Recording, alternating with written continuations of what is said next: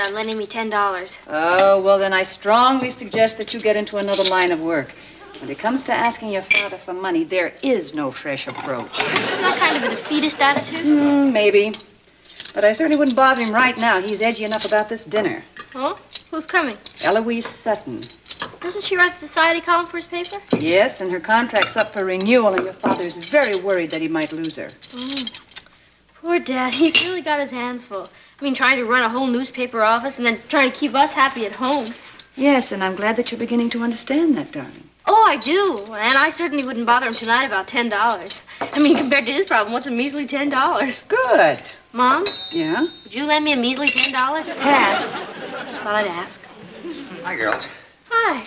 Gee, the table looks nice, Nat. Well, thank you, darling. After all, Eloise Sutton is your society editor. Mm-hmm. Martin. Oh, I'm sorry. Dad, I've just made a very important decision. Namely? When I go to college, I do not want you to buy me a brand new car. Oh, well, that's very noble of you, especially since I wasn't planning to buy you even a brand old car. Oh, no car at all, then.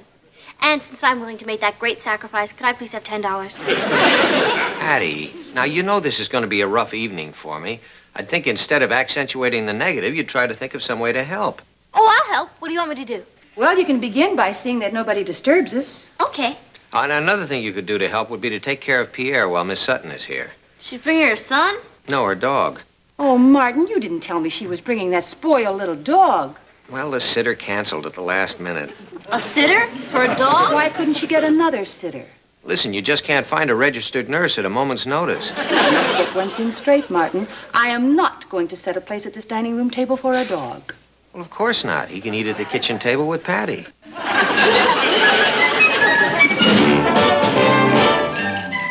Meet Kathy, who lived most everywhere, from Zanzibar to Berkeley Square. But Patty's only seen the sights a girl can see from Brooklyn Heights. What a crazy pair. But they're cousins, identical cousins all the way. One pair of matching bookends, different as night and day. Where Kathy adores a minuet, The ballet russe and crepe Suzette. Our Patty loves to rock and roll, the hot dog makes her lose control. What a wild duet. Still they're cousins, identical cousins, and you'll find they laugh alike, they walk alike, at times they even talk alike. You can lose your mind when cousins are two of a kind.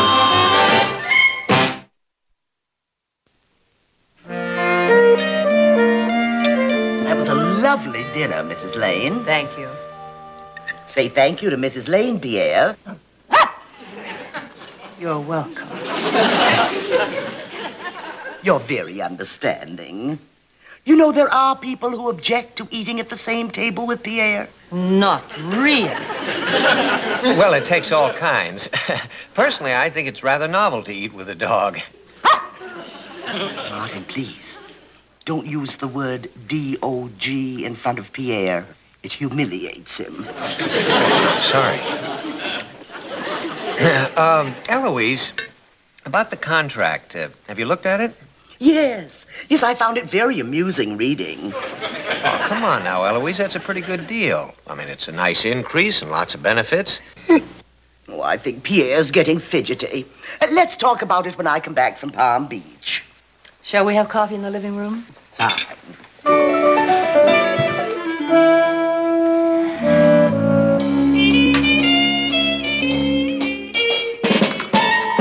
Hi. Company still here? Yeah, I thought you ate at Billy's house. they had vegetable cutlets. Want to split a liverwurst sandwich with me? Ugh, no. All more for me. Ross, remember last month when you said you'd never forget that favor I did for you? Yeah. What was it you did for me, anyway? Oh, well, that doesn't matter. The point is I need $10 desperately, and I've exhausted every other source but you. You know what? What? You just exhausted your last source. What's that? That belongs to Eloise Sutton. Scat! Get away from me. Ross, that is no way to talk to a dog. Oh, it's a dog. Well, Pierre, baby, what happened? Oh, Someone must have spoken sharply to him. Now he can't bear that. Pierre, baby, it's all right. Everything's going to be all right. Rock-a-bye, baby, on the treetop. It's the only way to calm him down. When the wind blows, the cradle will rock. Isn't that uncanny? He's just like a baby. Worse. The poor dear's going to be 4 days without me while I'm on that assignment in Palm Beach. And would you believe it? I think he already knows that I'm going. Really? Poor thing will go absolutely to pieces. He knows I'll have to put him in that Kennel. You see, I can't even get away with spelling it anymore. Oh, I'd do anything rather than have to put him in that you-know-what. You mean to tell me there isn't a good one somewhere? No. Why, they all treat their, like animals. Well, can't you find someone who'd take care of them in their home while you're gone as a favor? A favor? Well, I'd pay if only I could find the right someone. Pierre is so choosy.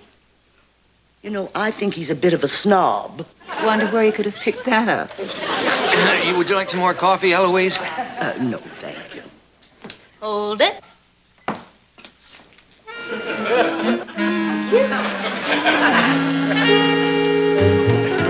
What are you doing? Never mind.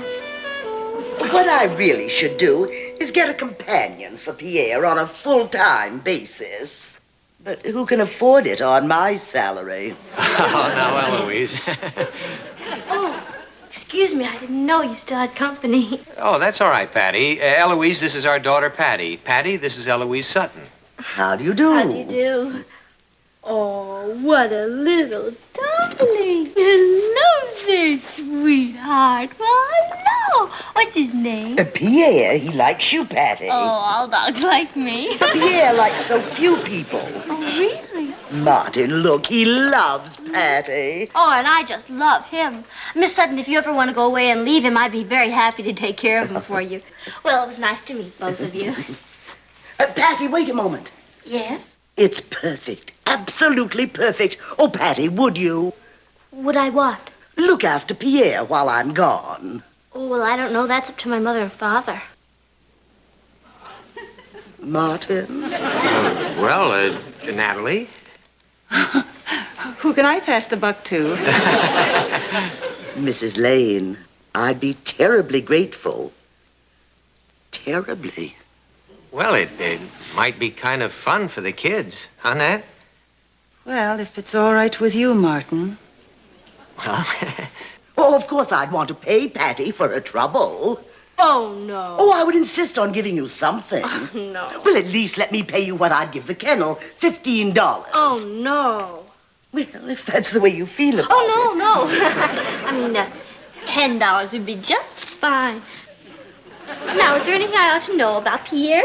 Well, as a matter of fact, I did make up a list of instructions for the kennel. A few simple do's and don'ts. I have them right here. Now, if you'll just follow this and pay particular attention to pages 5 and 19, you should have no problem, dear.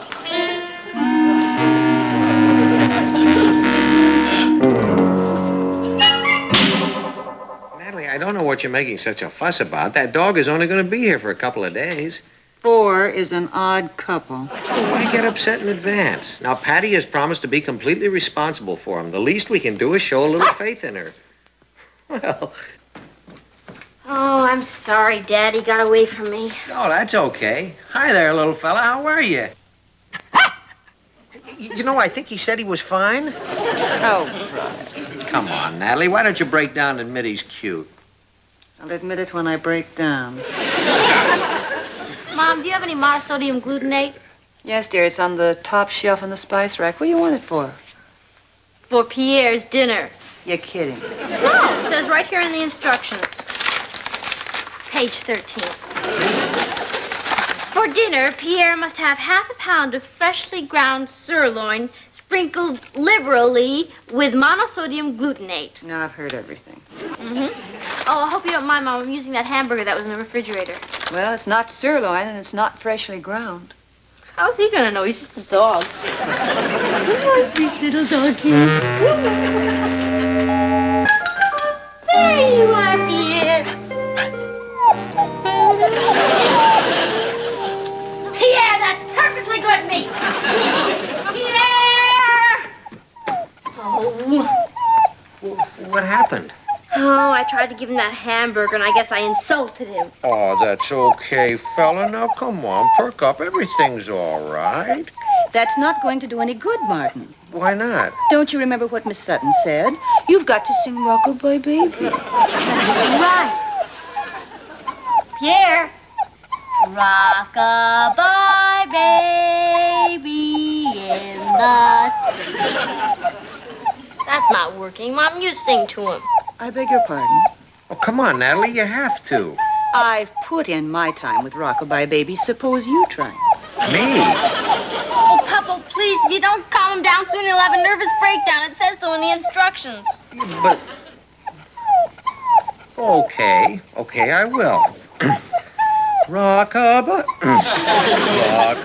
rockabye, baby, in the treetop. When the wind blows, the cradle will rock. It's working, Papa. I think he loves you. Oh, well, I don't know about that.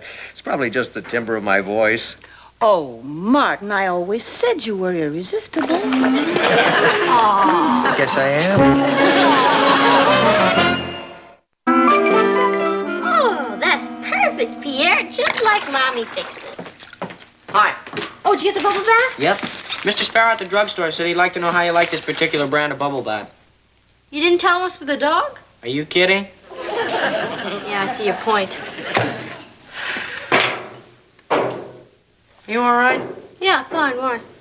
Well, that won't tell you the temperature of the water. I'm measuring it, stupid. It's not supposed to be any more than 4 inches deep. Oh, good. Okay, now. 1 level tablespoon of La Rose bubble bath. There we go. That doesn't smell like $1.75 to me. I'll bet you could have used the bubble bath you use. Ross, when a dog knows the difference between chopped meat and sirloin, I don't kid around. Okay, Pierre, here we go. Oh, don't look so unhappy. You're gonna like it a lot. Isn't that nice? Oh, that's good. He likes it. Oh, I forgot his towels. Now you stay there. These towels have to be baked? Ross, will you please get out of here and let me do this alone? Oh, boy. Good luck.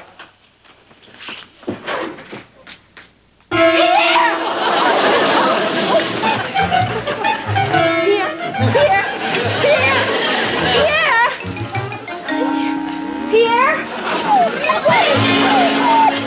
No. Oh, be careful. The dog is wet. I know.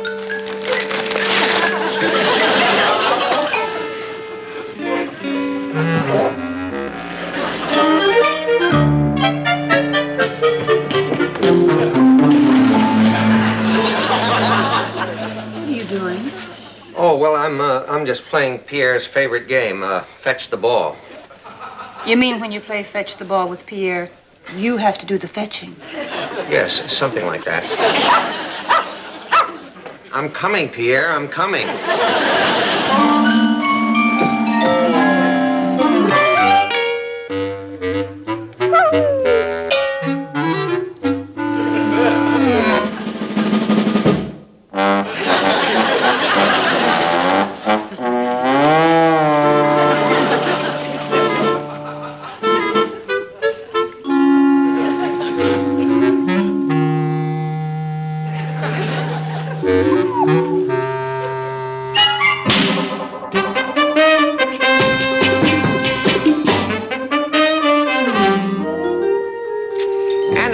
Extend their advertising contract for an additional 6 months. Good. Now, as far as Eloise Sutton is concerned, TJ, I think I can say that her renewal is practically in the bag. How can you be so sure? Well, let's just say that she's under a slight obligation to me.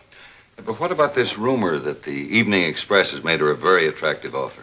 TJ, believe me, if she doesn't sign with us for another year, she won't have another year.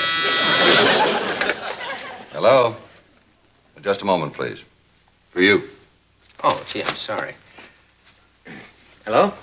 Papa, I know you're busy, but this is a crisis. Pierre is crying again, and no matter how much I sing to him, he won't stop. Well, now, Patty, I'm in the middle of a very important meeting. I know, Papa, but he's really carrying on. You've got to sing to him. Patty, that's ridiculous. Papa, if you don't sing to him, he could have a nervous breakdown. And then when Miss Sutton comes back, she'll... All right, put him on. Okay. Take it away. Rock-a-bye, baby. Louder, Papa. Rock-a-bye, baby. Papa, you've got to sing out. Rock-a-bye, baby, in the treetop. When the wind blows, the cradle will rock.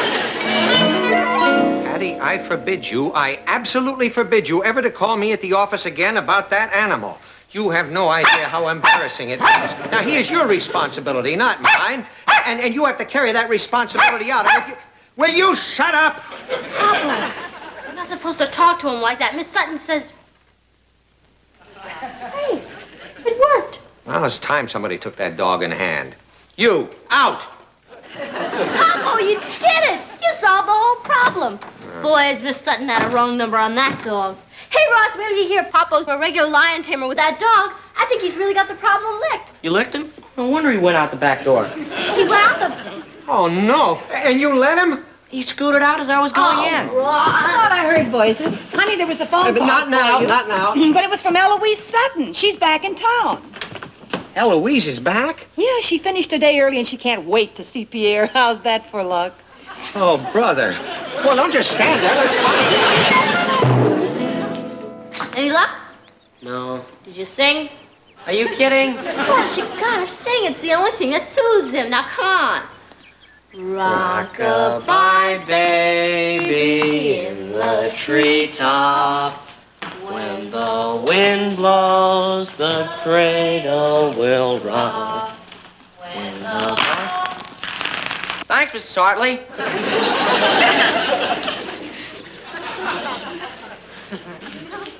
Oh, the sun shines bright on my old Kentucky home. Ross, what are you doing?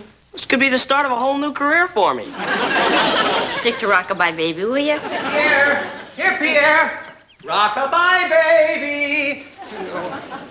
Have you seen him? Is he back here? No, isn't he out there? No. Eloise is here. She's just getting out of the cab. Oh, boy. Here she is. Well, what am I going to do now? I mean, Eloise will never forgive me for this. And I told TJ I had her in the bag. no. Oh, Papa, I'm sorry. I wish there was something I could do. How about combing your hair over your face and barking? Ross, Hey, wait a minute. That's not a bad idea. Dad, please, get a hold of yourself. No, I didn't mean that. I mean, just maybe we could stall her for a little, maybe. Patty, you keep looking for that dog, and Ross, you come with me. Okay? Well, would you like some coffee, Eloise? Oh, no, thanks. I just want to pick up Pierre and run. Where is my precious darling? Right here, my love. Oh, Martin, you sweet. Natalie, how about some coffee? Well, I just asked No, I Eloise really if- must run, Martin. Well, you just can't. Pierre is upstairs having a farewell bath, so he'll look lovely for your reunion. Listen. His voice sounds strange. He doesn't have a cold, does he? Oh, of course not. Well, has he been happy here? Have you ever heard a happier bark?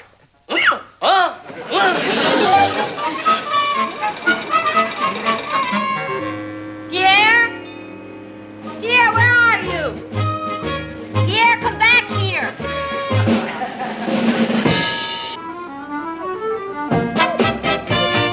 Pierre, what are you doing in there? Come out of there. Now, come on, hurry up. Your mommy's waiting at home. Will you get out of there? Don't you hear me?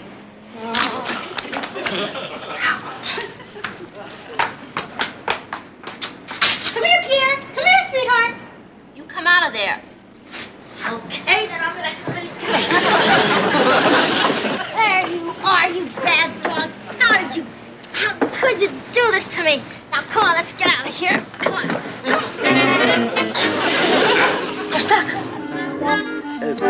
Patty will be much longer?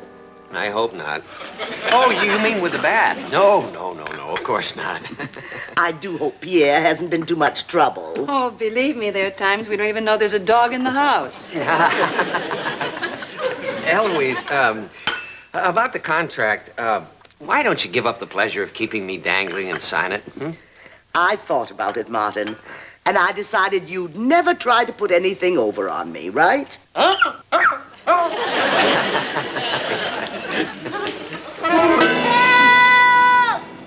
I'm stuck in this thing! Oh, what I wouldn't give for a couple of pounds of butter. Hey, kid! Kid, come here! What do you want? Come closer, kid. Why not? You're not getting any of my peanut butter and jelly sandwich. Oh, look, honey, I don't want your peanut butter and jelly sandwich. Just come here, please. That's what they all say. And then they steal your peanut butter and jelly sandwich. Honest, I'm not going to take your peanut butter and jelly sandwich. Now, look. Look, all I want you to do is you see that red firebox over there? Okay, now I want you to go over there and ring it for me, okay? You're not supposed to ring the fire alarm. My mother told me. Well, I know, but you're allowed to ring it in an emergency, honest. Is this emergency? Oh, yeah, it's a big emergency. Now go on over there and ring the box. Okay. Thank you.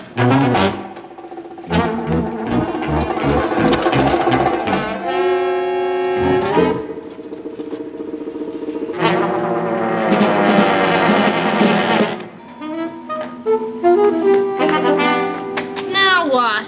What's emergency? Look, Sonny. You like peanut butter and jelly, don't you? Yeah. Yeah. Now look, that fire alarm is connected to the peanut butter and jelly fire department. And if you go over and pull the alarm, you can have all the peanut butter and jelly you want. Yeah? Yeah. Oh, boy.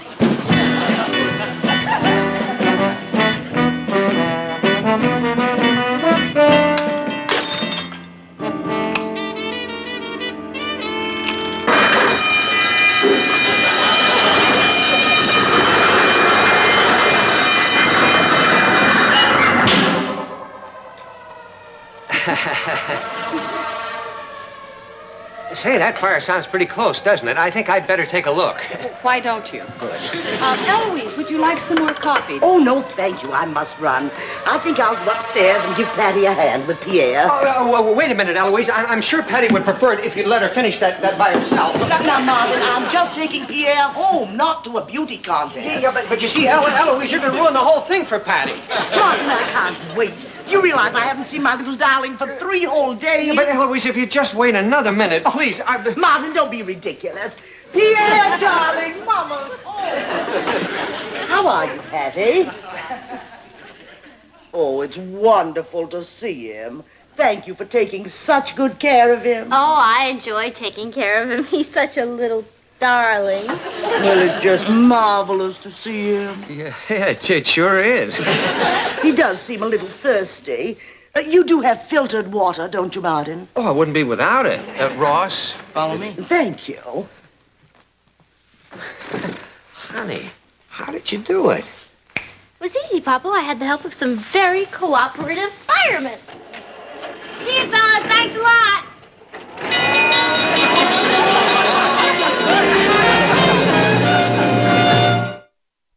Well, thanks a lot, Patty, for all your trouble. Oh, what trouble? Martin, how can I ever thank you? You signed the contract, Eloise. Well, I'm off. Hey, look what I found in the front yard. No, don't shout. There's another way to bring him back. Oh, yes, we know. Me. Rock-a-bye.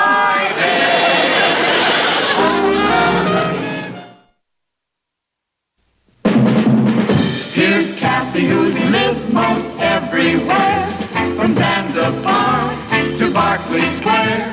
The Patty's only seen the sights a girl can see from Brooklyn Heights. What a crazy pair! But they're cousins, identical cousins, and you'll find walk alike, at times they even talk alike. You can lose your mind when cousins are two of a kind. Butterscotch whip. Sounds dreamy. Must be great to be crazy in love. You just never seem to get hungry. Poor Louis. I guess he's too old to understand people like us. Aren't we lucky, Rich? I mean, we found the someone we want, and we know that that special someone is always going to be there. Yeah, it's spooky. Drives everything else out of your mind. Yowie! What is it? I forgot to tell Louis to put sprinkles on.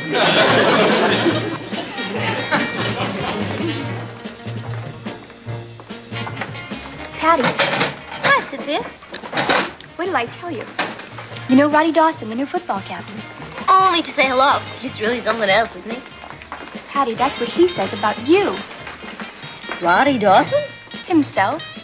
My brother told me that he is dying to date you. He is. Why doesn't he ask me? Because of Richard. What about him? Well, he knows that you and Richard are a thing, you know. Well, anyway, I thought you'd like to know what might have been with you and Roddy Dawson. Thanks, Cynthia. Bye.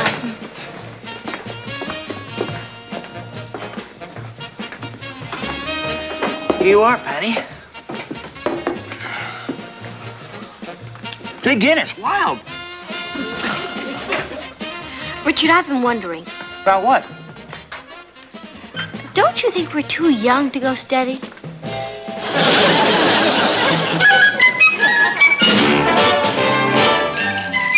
Meet Kathy, who's lived most everywhere, from Zanzibar to Berkeley Square. But Patty's only seen the sights a girl can see from Brooklyn Heights. What a crazy pair! But they're cousins, identical cousins all the way. One pair of matching bookends, different as night and day. Where Kathy adores a minuet. The ballet russe and crepe Suzette. Our Patty loves to rock and roll, the hot dog makes her lose control. What a wild duet! Still they're cousins, identical cousins, and you'll find they laugh alike, they walk alike, at times they even talk alike. You can lose your mind when cousins are two of a kind.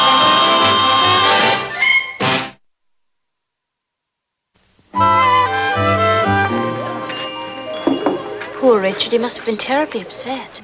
Well, he was at first. But I explained to him how wrong it was for people as young as us, and babes in the woods practically, to get so deeply involved. I see. And then I tried to tell him that, well, how unfair it was to him for me to monopolize all his time. Yes, of course. How dangerous. Kathy, have you any idea how many people ruin their entire lives by rushing into early marriages?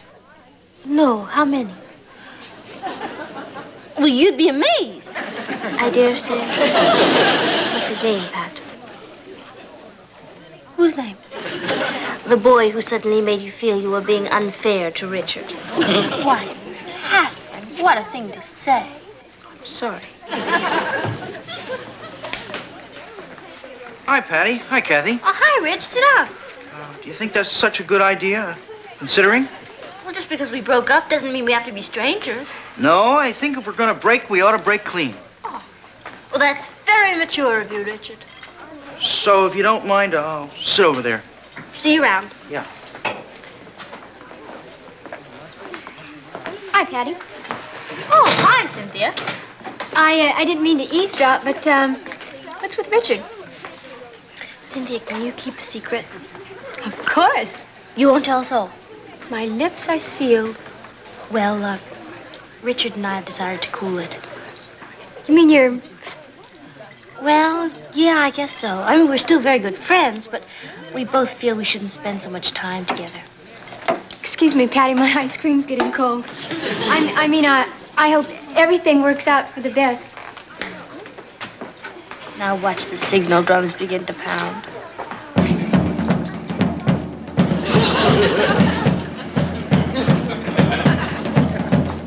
Well, mission accomplished.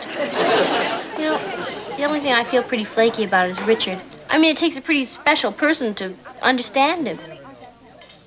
I hope he won't be too lonely without me.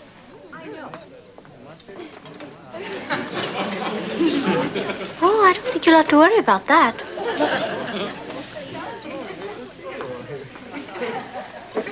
Well, I'm glad he doesn't have to eat alone.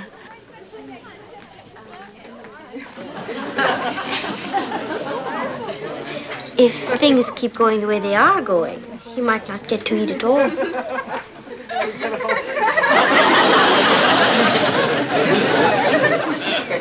was never that funny when I dated him.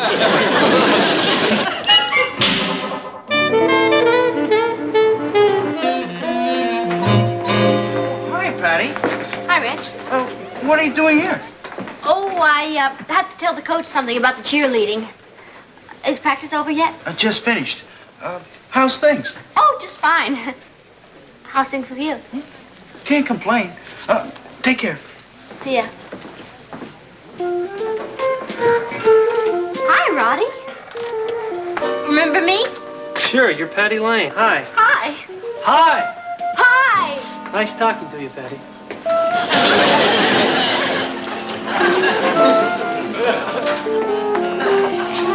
Hi, Patty. You seen Richard? He just left. That's Roddy's latest, Dee Dee Lavelle. He certainly can pick 'em. And drop him. Cynthia, yesterday you said your brother told you that Roddy was ape for me. Yeah, how about that? It just proves, Patty. Go figure a man. You know, my brother told me she's already got Roddy's class ring. You know something about your brother? What?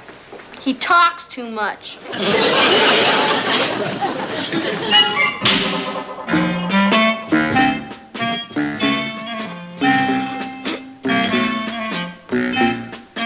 Patty, Yes, Papa? you sure you don't want to go to that lecture with us? Oh, no, this book is fascinating. Have a good time. Hey, Patty, you're not sorry you broke up with Richard, are you? Oh, no, Papa. It was the mature thing to do. Well, it's certainly more sensible at your age to play the field. Have you met any interesting new boys? Oh, yes, Gads. The phone hasn't stopped ringing. You'll overdo the social whirl. I'll try not to. Okay. I'll see you later. Enjoy yourself.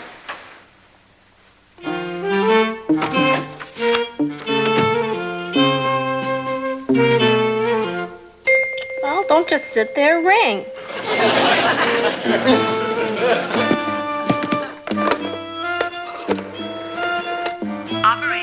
Operator, this is 624-1098. Would you please ring back and check the line? I think it's out of order. Certainly. Hang up, please. Hi, this is Patty Lane. Who's this? This is the operator. Your line seems to be in order. Thank you.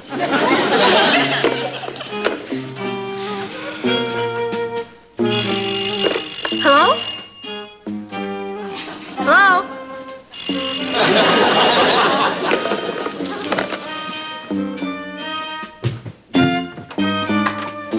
Hi, Patty.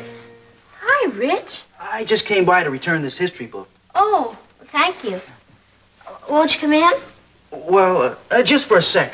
I'm meeting Cynthia at the malt shop. Oh. Gosh, the old place hasn't changed a bit. No, not in 3 whole days. I'm sure flies. Yes. How's things? Oh, just great. How's things with you? Oh, great. I've been seeing a lot of Cynthia. She's a lovely girl. But I haven't forgot what you told me about not getting tied down. I'm also dating Millie, Molly, Julie, Alice, and Leela. That's very mature of you, Richard. How about yourself, Patty? You been busy? Oh, wildly. Who you been seeing? Well, to tell you the truth, Richard, all the boys at school seem terribly young to me now. Are you waiting for a call? Yes. As a matter of fact, I was expecting a call from, Keith. Keith? Yes. Didn't I ever mention Keith Caldwell? He's this terribly rich and social boy I met up in New Hampshire this summer. He was there for skiing. In the summertime? Oh, well, when you're that rich, Richard, you can afford to import your own snow. Keith Caldwell, huh? Yes. You know, he's top man in his class at this very exclusive military academy. No kidding. And captain of the firing squad. Gee. Oh, yes. Keith drove down today to show me his new Alfa Rodolfo. He's got an Alfa Rodolfo? Why, is that something? Patty, how come you never mentioned this hotshot Caldwell before? Well, Richard, one doesn't like to drop names, does one? Richard, it's awfully chilly in here. Would you mind checking to see if I left the back door open? Oh, sure, Patty. Thank you.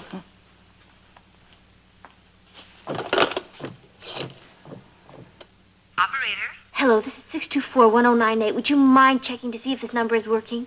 Certainly.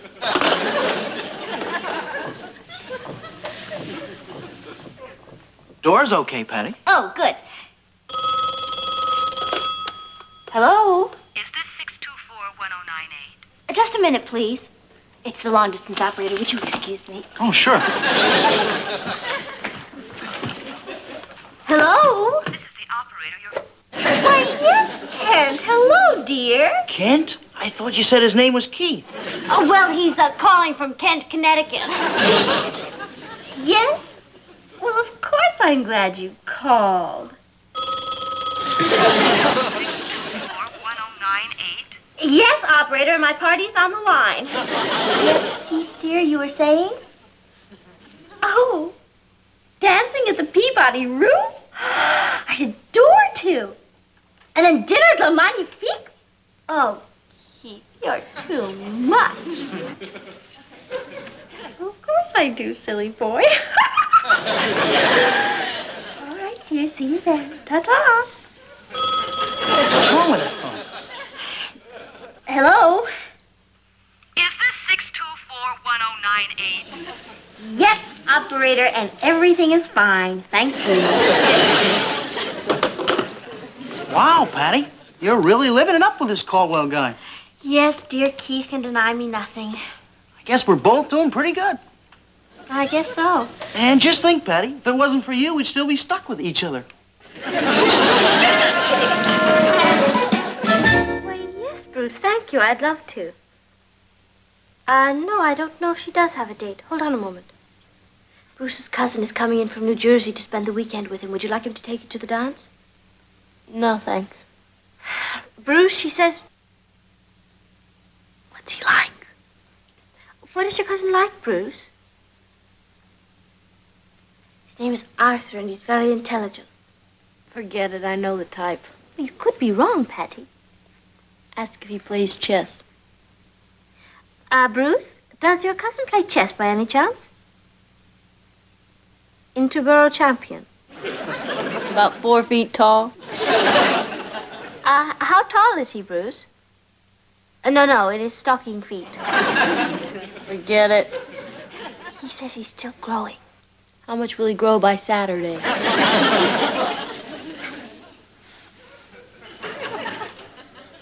Bruce, does your cousin... How is his eyesight? No, I've never met him. Honest. Patty says he has a wonderful sense of humor. I'll bet it comes in handy. Bruce, Patty says thank you very much anyway, but she can't make it. All right, fine. I'll see you Saturday. Goodbye. Pat, I ran into Richard today, and he tried to pump me about this terrific boy you met up in New Hampshire last summer. What'd you tell him? Well, I just listened. Patty, the only boy up in New Hampshire last summer was about 8 years old. No, I think he was nearly 10. Why did you do a thing like that? Well, I had to come up with something. Since I broke up with Richard, nobody's even asked me for the right time. Now he's suddenly Charlie Irresistible. I'm afraid you made a mistake, Patty. You made Keith sound so glamorous, none of the other boys will ever come near you. Yeah. Boys sure are chicken. Patty, how about this? Why don't you start a rumor that you and Keith had a terrible fight and broke up? Kathy, you want me to tell a fib?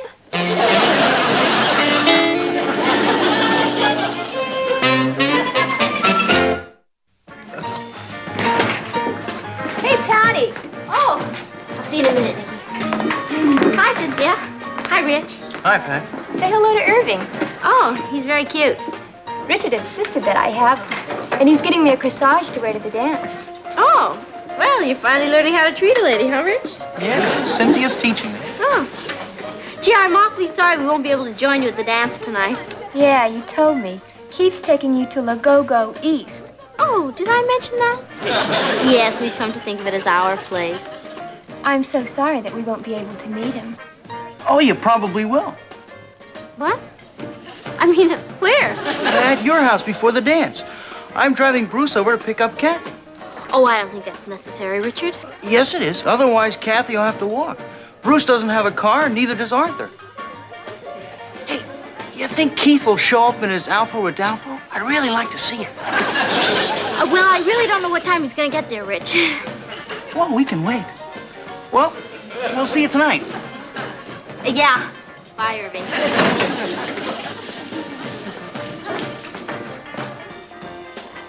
Boy.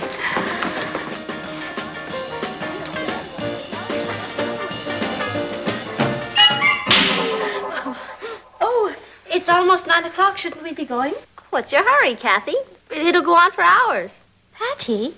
Keith should be along any minute. I'd like you all to meet him, really. Keith? I suppose so. Richard, would you get the door, please? You bet. Do you think he'll be wearing his uniform? Yes, I suppose so. Telegram for you, Patty. Oh, thank you, Richard. Oh, it's from Keith. Darling, I can hardly bear each long moment until I'm there. Love, Keith. Isn't that thoughtful? Never even send me a postcard. Postcard? We've only been dating for 3 days. Oh, here he comes now. I'll get it. Thank you, Richard. I didn't hear his Alfa Rodolfo drive up. Oh, well, that's because it has one of those very special foreign mufflers. For you. Oh, thank you. Oh, aren't you beautiful? Ooh. Roses are red, violets are blue, orchids are sweet. These are you, adoringly, Keith. Aren't they charming? In an ostentatious way. That must be him. I'll get it.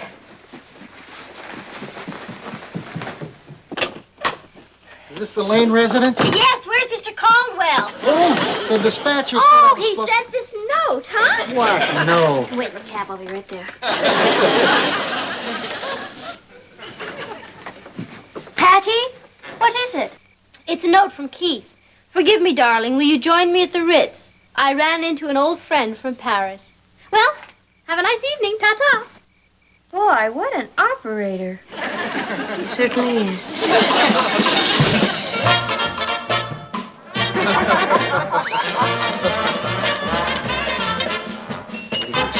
Well, there are 2 over there, Martin.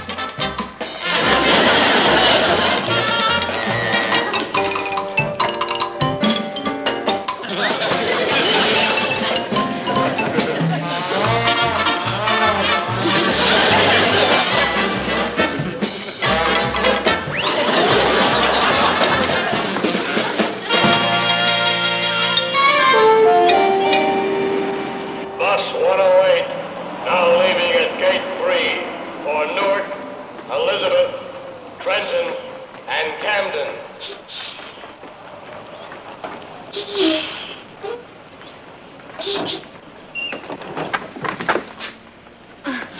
Maybe you don't know it, miss, but we've got a water shortage. Beg your pardon? That was your 8th trip to the fountain. Sorry. You've been around here a long time. What bus are you waiting for? Well, I'm not really waiting for any bus. I kind of like sitting around bus stations. I think you'd be better off home in bed. Bus 110, now leaving for Hoboken, Jersey City, Plainfield, and Morristown. Hurry! You'll miss your bus, Arthur.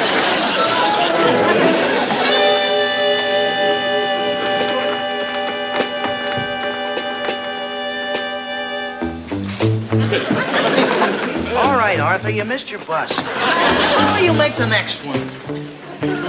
Hey, let's sit down. We don't have too long before the next bus comes anyway. Hey, how about that dance? It was wonderful. I'm hungry. There's an idea. I need a horse. How much more time before the next bus? I don't know, about 20 minutes.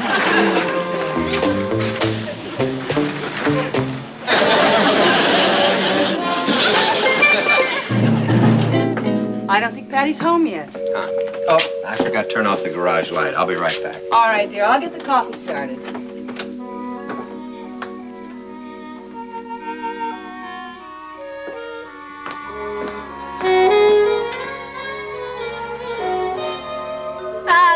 Good night, Keith. It was a lovely evening. I'm sorry it's too late to let you in. Good night. Drive carefully. They just don't kiss goodnight like they used to. After you.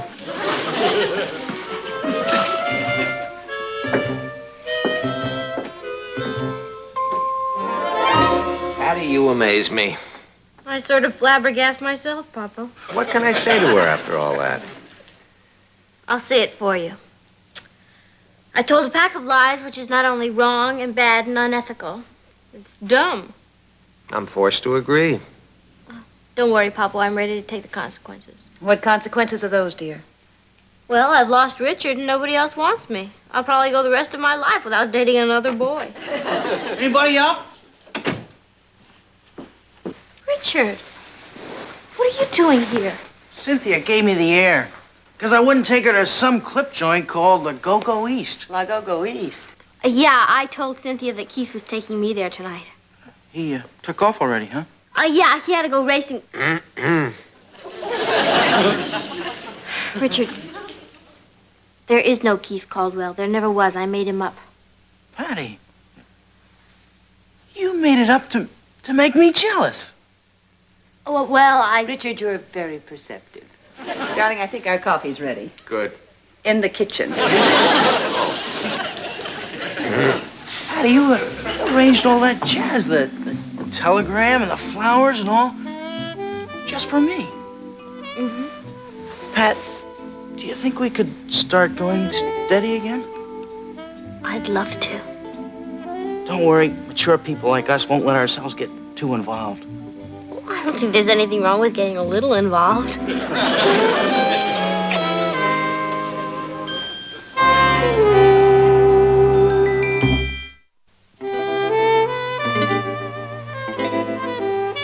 Pat? What you daydreaming about? Nothing. I was just thinking, Kath. Wouldn't it be wild if there really was a Keith Caldwell and years from now we ran into each other? Patty, that's the silliest thing I've ever heard. He was just a figment of your imagination. I know. But he was such a cute figment. I'll get it. Hello? Yes, this is the Lane residence. Who's this? Mr. Caldwell? It's Richard trying to put me on. So, this is Mr. Caldwell, Well, listen, Mr. Caldwell, you may think this is funny, but I think it's just dumb. It's not smart, it's dumb.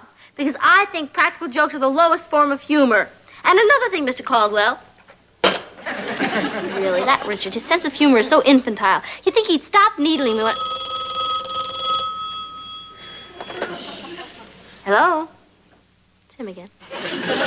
Listen, stupid. If you don't stop bugging me, you're going to regret it. I think you're being cruel and inhuman and dumb. Hi, Patty. What's all the yelling about? Oh, nothing. There ought to be a law against invasion of privacy by telephone. Sounds like a good idea. Where's your mother? In the den. Here I am, dear.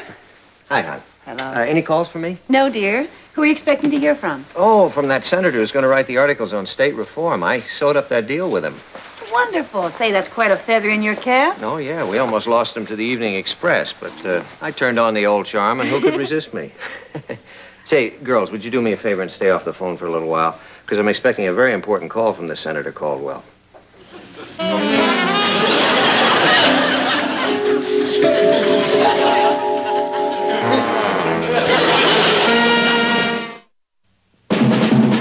Here's Kathy, who's lived most everywhere, from Zanzibar to Berkeley Square. The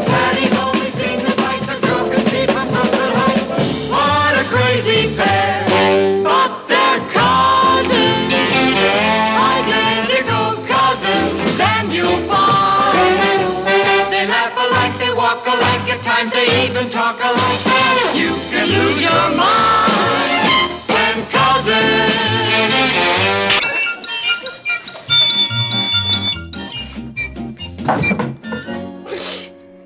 I give up. What is it? I don't know. It started out to be Taffy, but I think it got away from me.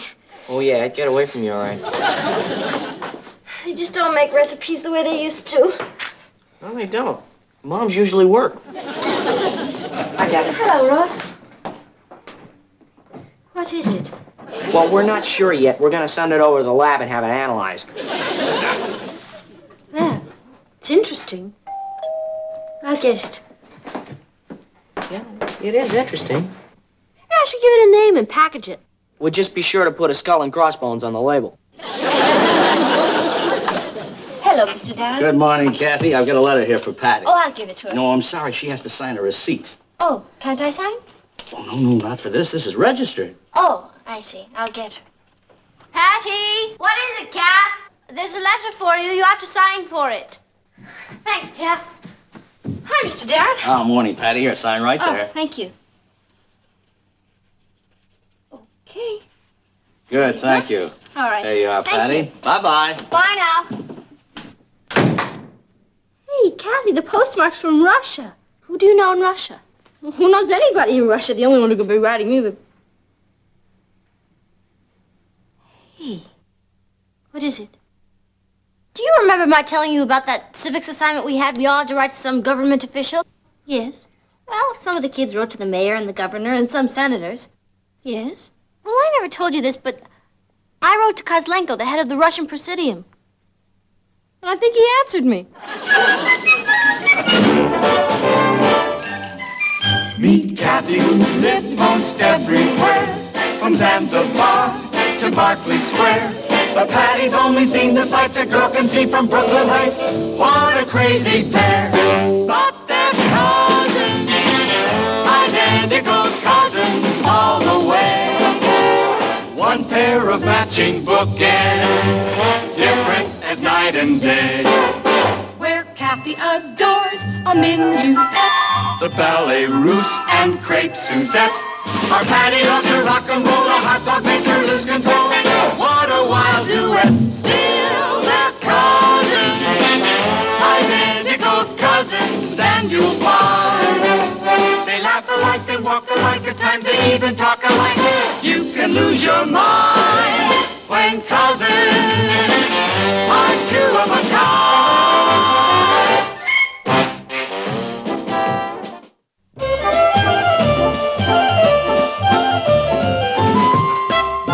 Mrs. Lane, Yes, I'm Harold Rainey from the State Department. the State Department. May I come in? Of course. I'm sorry.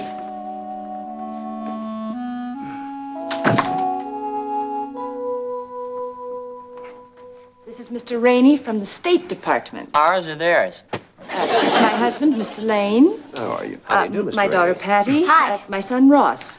How do you do? How are you, Ross? Won't you sit down? Oh, thank you, thank you. The Post Office Department notified us that they processed a registered letter from the Russian Kremlin sent to this address. Yeah, here it is. It's from Mr. Kozlenko himself. Mr. Lane, I want you to understand we've no wish to intrude on your privacy, but when the head of state writes to a private citizen, naturally we're interested in the correspondence. Sometimes we get very valuable readings on the political temperature. Do you understand? Oh, of course. What did he say? Well, what Mr. Rainey is trying to say, Patty, is that sometimes the head of a foreign government will use the citizen of another country as a kind of sounding board.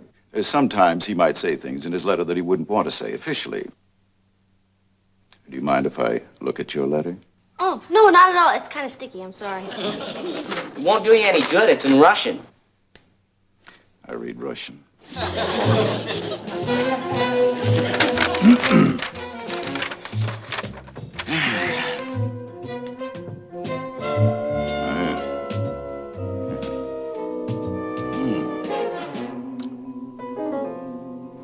Well, What does it say? Mr. Lane, do you mind if I take this letter with me? I'll give you a receipt and I'll return it to you myself. Well, I have no objection. Excuse me, but it's my letter, and I don't mind your borrowing it, but I'd like to know what's in it. You'll know, Miss Lane, in due time. But first, I'd prefer to take this up with my superiors. Oh, when will you tell me what's in it? I'll be back tomorrow. Wait till the kids hear about this. Miss Lane, Yes, sir. I'd appreciate it if you didn't discuss this with anyone. I can't even tell my friends? Not until we've had time to analyze the contents of the letter and decide how you're going to answer it. I'm gonna answer it? That's right. You may have a chance to make an important contribution to your country's foreign relations. Nice meeting all of you. Bye-bye. Wow! Do you realize that the fate of the world is practically in my hands? Pat, pass the meat, please. Pat? I made a mistake. About what? I should never have given that letter to Mr. Rainey. How do we know he's from the State Department?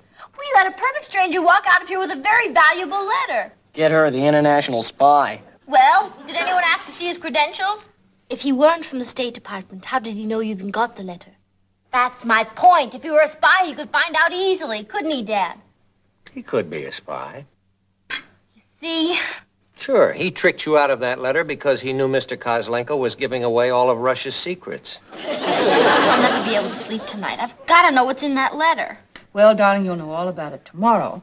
In the meantime, Patty, while you're waiting to make your contribution to the world, would you like to do something for your mother? Sure, what? Pass the meat.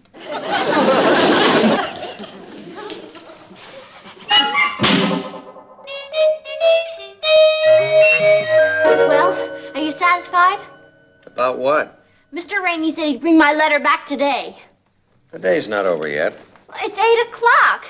He's not coming back, and I'll never see the letter again. Patty, I'm sure he will come back with the letter. What if he doesn't? The head of a foreign power writes to me, and I don't even answer. Do you know what that could mean? War. Go ahead. Kid around. All I know is that I'm...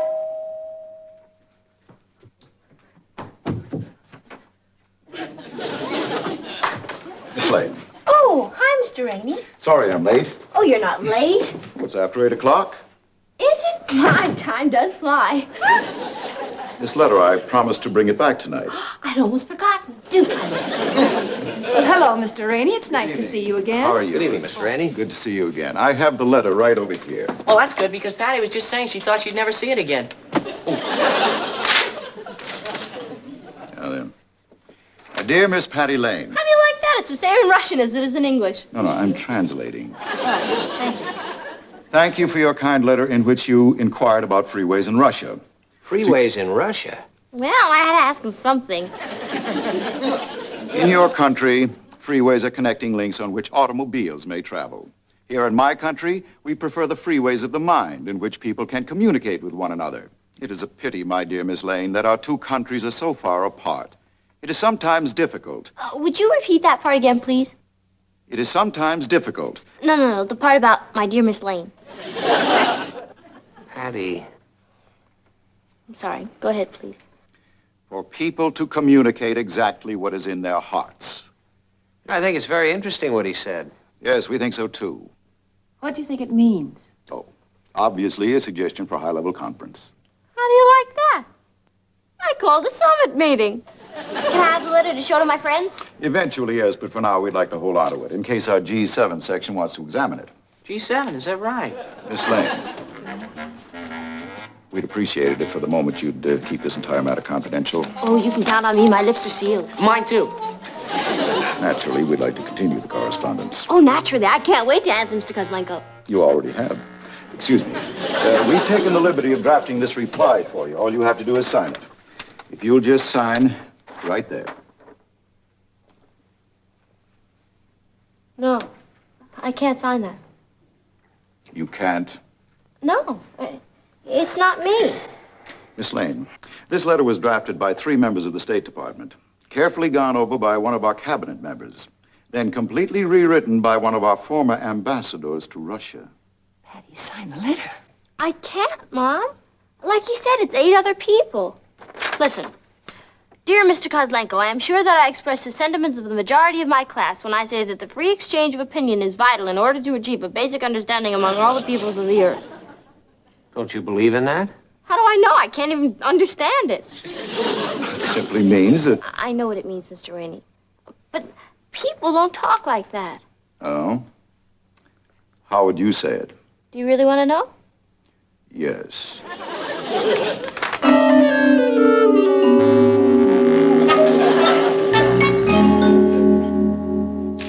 Here we are. Dear Mr. Kozlenko, it was a gas to get your note, and I want you to know I really dig your suggestion about heart-to-heart communication. I agree with you that anything else is a bad scene. I know because I've had this problem with my steady, Richard. You're going to try and explain Richard to Mr. Kozlenko? I heard about him going out with another girl. I figured I was wiped out for good, and then I decided to have a showdown. So I went to his house and blew my cool, and it turned out...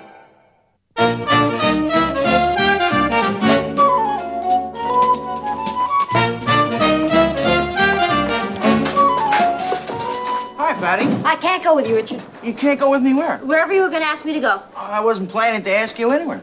Well, I can't make it. I have a very important appointment. Oh, okay. Richard, there's no point in asking me to discuss it because I can't. All right. You know, I'd love to tell you, but, well, I can't. Oh, sure. Don't worry about it. I was kind of sworn to secrecy, you know? Patty, if you want to go to the malt shop with some other fellow... Oh, no. The malt shop. It seems so long ago. It was yesterday at 4 o'clock. Yes, well, I'm afraid I won't be seeing much more of the malt shop, Richard. I'm going to be very busy from now on. Oh. Yes, every citizen must make his sacrifice. Well, when you're through making yours, I'll be at the malt shop. Before we begin on today's assignment, I have some exciting news for you. You remember those letters you all wrote to various government officials? Well, Patty Lane, who wrote to the head of the Russian government, actually got an answer from him. I know I'm awfully anxious to hear all about it, and I'm sure you are, too. Patty? I'm sorry, Mrs. Donaldson, but my lips are sealed. I beg your pardon. Well, you see, this whole thing has to be kept in the strictest of confidence. Oh, I see. Well, I guess it's all right if I mention that I'm working very closely with the State Department. You see, it's a very delicate matter because, well, the fate of the world hangs in the balance. As I said to Mr. Rainey, well, he's actually the secretary to the Undersecretary of State. Mr. Rainey, I said, you can tell the president that he can count on my fullest cooperation. Hi. Patty, where have you been? We've started eating. I went to the library. Oh, it's raining out again? I'll choose to ignore that. Was there any mail for me? From Mr. Kozlenko? Patty, you only wrote him the day before yesterday. I'm sure he has a few other things to think about. I guess so. Darling, put the books away and sit down. What are the books?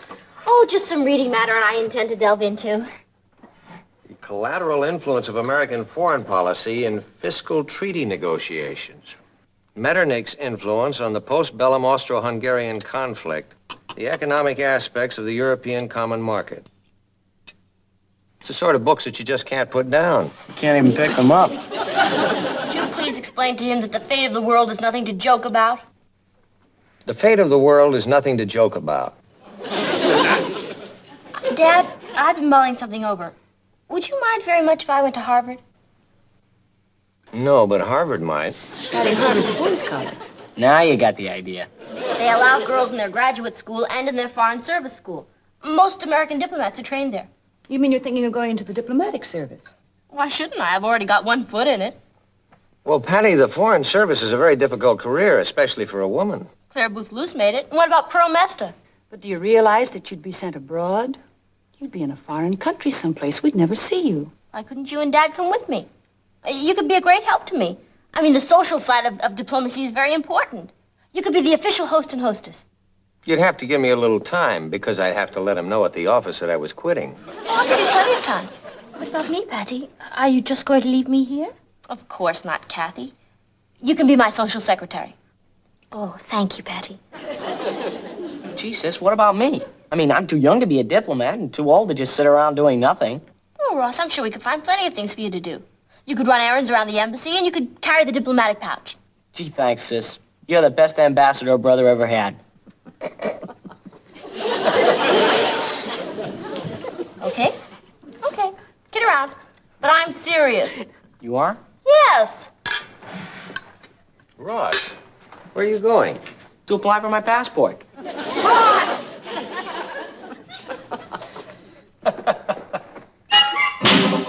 I'm not sure yet which country I'd like to serve in, although I do lean towards France. I think France is going to loom as a big diplomatic problem. Can I ask you something? Sure. What is it? When are we going to see this letter you got from Kozlenko? Monica, if you knew anything about the mechanics of diplomacy, you'd realize the letter is now being examined by G7. What's G7?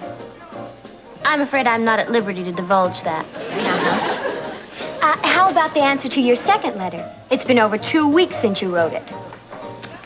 You really don't understand, Monica. Everything we write to each other has to be weighed and reviewed by the experts on both sides. That takes time. And imagination. You're suggesting I made the whole thing up? I'm suggesting that you turn the whole thing over to James Bond. Because, frankly, I'm bored with this whole scene.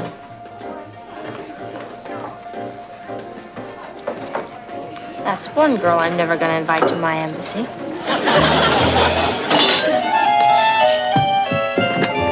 Mr. Darren? Oh, hi, Patty. Good morning. Mr. Darren, there seems to be a letter missing. Really? Yes, from Russia. What, Patty, you got a letter from Russia just 2 weeks ago. I know, this is another one. It's an answer to my answer. Well, I'll see that it's delivered to you as soon as it turns up. Well, what if it's already turned up? What do you mean? Well, you could have lost it.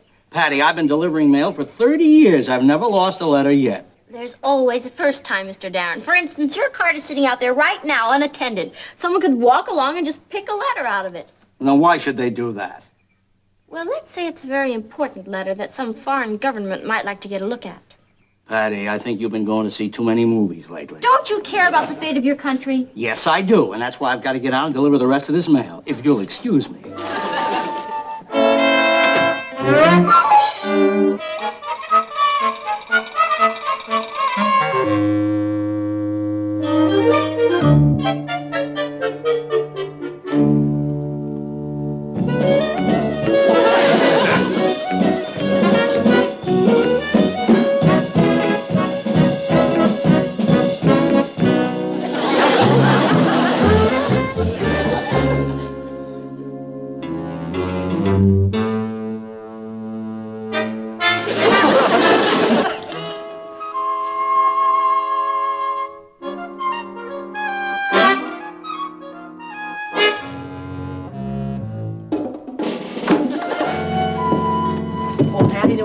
For you. From who, Mr. Rainey? No, from some girl. She left a message. Well, what was the message? Well, she wanted to know if you'd be interested in running for some position. What kind of position? President of the Oris Magnum Society. Oris Magnum Society? I never heard of any such... Ross, is this one of your stupid jokes? No, honest. Then it must be Monica. I don't get it. Oris Magnum is Latin for Big Mouth Society. Hey, that's pretty stupid. I've got to get that goon girl off my back. She and her drippy friends have been needling me all week about that letter from Kozlenko and embarrassing me in front of the whole school. I've got to find some tangible proof to give them. And you can help. Oh, wait a minute, Patty. I don't hit girls unless they hit me first. Oh, stop being silly. I'm going to call Kozlenko. Patty, you're out of your tree. Come here. Don't argue with me. All right. Say you do call Kozlenko and talk to him. How are you going to prove it? That's where you come in. You know that funny little gadget that you stick on the phone and then plug it into the tape recorder, the one you got for your birthday? Oh, no. Dad told me if I did that again, he'd plug it into me. Oh, come on. He was only talking about fooling around. Now, do you think Dad would do anything to stand in the way of foreign relations? I don't know. You sure it wouldn't hurt my domestic relations? Ross! Okay, there we are, all ready to roll. Okay.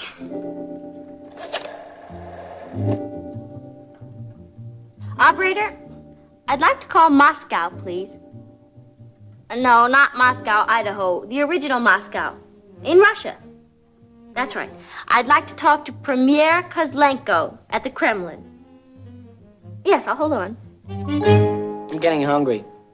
She said she'd have the call through any minute. You could have walked there by now. Listen, why don't we just... Yes, operator, you've got my party on the line? Well, say something. Here, you talk. Nothing doing. Hello? Is this Mr. Kozlenko? Когда вы услышите звон, будет 8 часов. That means they're recording the conversation, too. Oh, I better be careful what I say.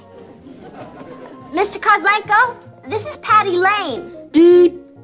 What are you doing? Beeping back. Mr. Kozlenko, I don't happen to speak Russian. Do you happen to speak English? Когда вы услышите звон, будет 8 часов 6 точно. I guess he understands it. He just doesn't speak it. The reason I called... Beep. You knock it off. I was saying, Mr. Kozlenko, the reason I called was because I didn't get an answer to my last letter. I know you're very busy, but... Когда вы услышите звон, будет 8 часов 6 и 1 четверть. Mr. Kozlenko, it's very difficult to carry on this conversation. But all I want you to know is that, well, our correspondence means a lot to me. And I'll be looking forward to your next letter. Когда вы услышите звон, будет 8 часов 6:30. Have you got any idea what he's saying? Who cares? All I know is this is going to put Monica in a basket.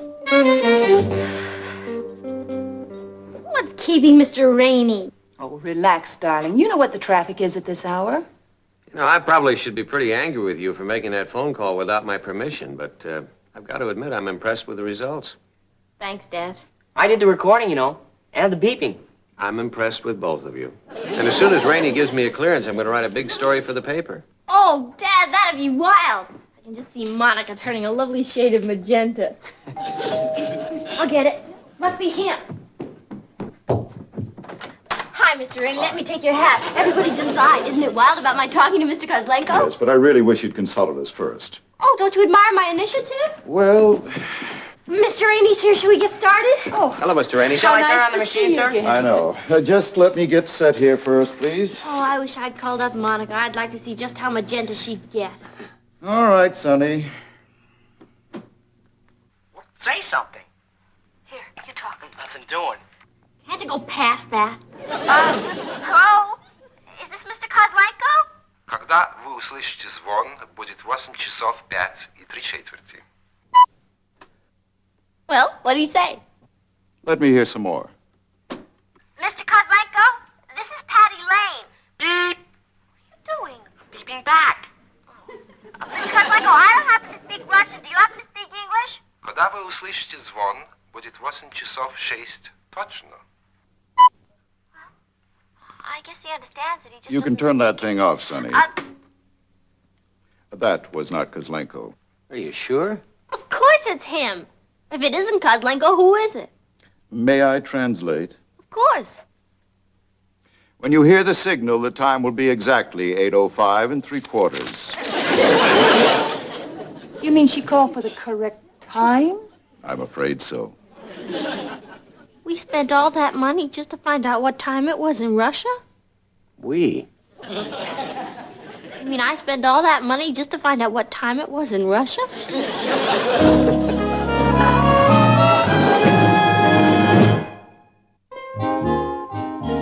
No, frankly, I thought it was rather odd when you phoned me.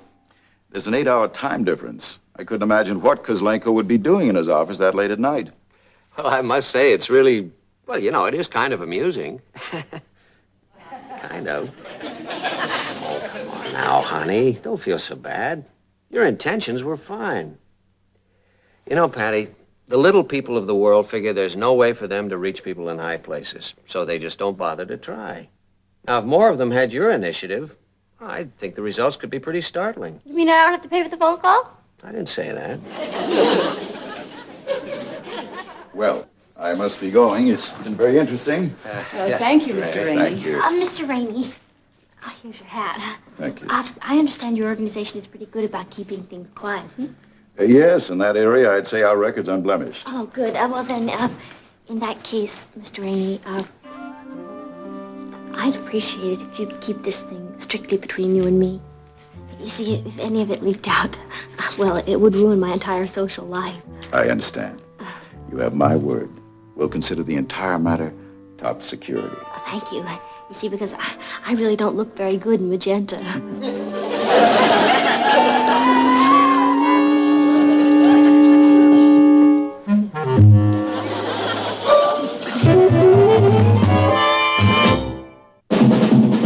Here's Kathy, who's lived most everywhere, from Zanzibar to Berkeley Square. The Patty's only seen the sights a girl can see from Brooklyn Heights. What a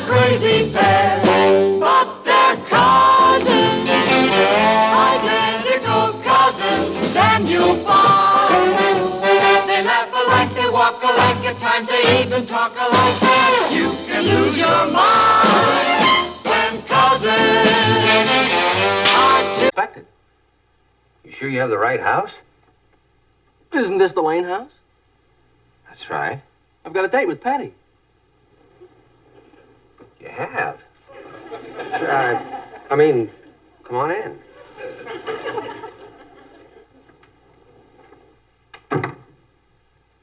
I'll tell her you're here. Patty, Yeah? your date is here. Okay, I'll be right down. Well, come on in. Make yourself comfortable. Meet Kathy, who lived most everywhere, from Zanzibar to Berkeley Square. But Patty's only seen the sights a girl can see from Brooklyn Heights. What a crazy pair! But they're cousins, identical cousins all the way. One pair of matching bookends, different as night and day. Where Kathy adores a minuet. The ballet russe and crepe Suzette. Our Patty loves to rock and roll, a hot dog makes her lose control. What a wild duet, still they're cousins. Identical cousins, and you'll find. They laugh alike, they walk alike, at times they even talk alike. You can lose your mind when cousins are two of a kind.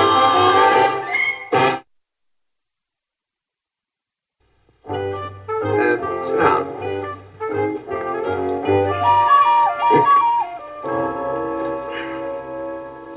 Cigarette? No, thank you. Are you... Well, that is, you're not still in school with Patty, are you? Oh, no. I graduated several years ago. I see. What do you do, Mr. Dawson? Oh, please, call me Ronnie. I'd rather call you Mr. Dawson. I work for Duncan Fierce and Ludwell Coles and Hart. Aren't you spreading yourself a little thin with all those jobs? Oh, no. That's one firm. We're stockbrokers. You're not out of college already, are you?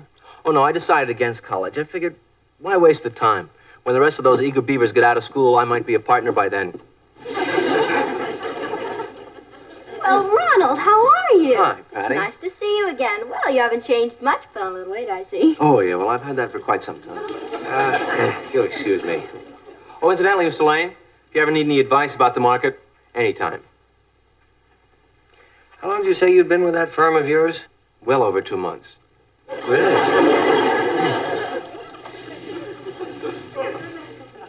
Ah, look at you, Patty. Yeah, same old Patty. Matt, do you know about this? About what? Oh, about this fella Patty's going out with.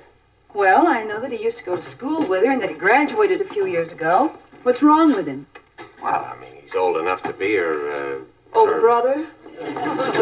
All I know is he's got a car that costs twice as much as mine and a mustache. Oh, I'd like to see that sometime. What? Oh, Car a car with with a mustache. Natalie, this is nothing to kid about. Hey, you know what I was thinking? Have you ever been to the place? No, Well, then that's where we're going. They got a wild group and it really swings. that sounds groovy. The only thing is it's in New Jersey and it's quite a drive. You don't have to be home any special time, do you? Really, Ron, what do you think I am, a child? I'll just say goodnight to my folks. Well, you may think she's old enough to take care of herself, but I think that Patty's... Patty's what? Oh, ready to go out, apparently. Yeah. Where are you going, dear? Well, that's what I came in to ask you about. Ronnie wants to take me to someplace in New Jersey, and I wondered if it would be all right if I came in a little later. What? Well, it's just that it's a long drive, and I might be a little late. Nothing doing. Dad, what do you want, Ronnie, to think I'm a child? Yes. Now, Patty, we have a long-standing rule. You're to be in at 12 o'clock, and that's final. And don't forget to turn off the porch light. How many years you've been reminding me about the porch light, and have I ever forgotten? Maybe it's because your father's never forgotten to remind you, dear. Thank you. What am I going to tell Ronnie? Well, you'll think of something. You always do. Okay. Good night. Good night.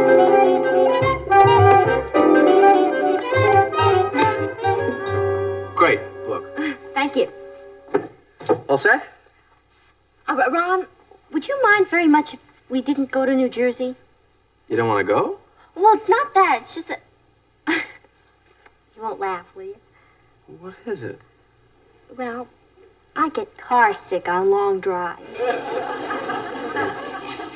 Well, suppose I just drive slowly. No, that would make me even car sicker. Look, why don't we just go to a nice early movie? All right, Patty. Thanks. You really like that movie? Oh, yeah, I thought it was very interesting. Particularly the I part... thought it was terrible. Terrible. Yeah, but I like the part where the guy... The whole thing was ridiculous. In the first place, no stockbroker would ever gamble with a client's money. It's against our code. Oh, really? Then you take the part where the cops came in and he broke down and blubbered. Well, no self-respecting stockbroker, but... Are you worried about the time? Oh, no. It's only 11:15. I've got all the time in the world. Well, now, what was I saying? Well, it's 11:45, Nat. Martin, do you realize that you have looked at your watch every 3 minutes for the last hour? That's not true. You're right. You've really been doing it for the last 2 hours. Come on upstairs and let's go to sleep. I'm not tired, Nat.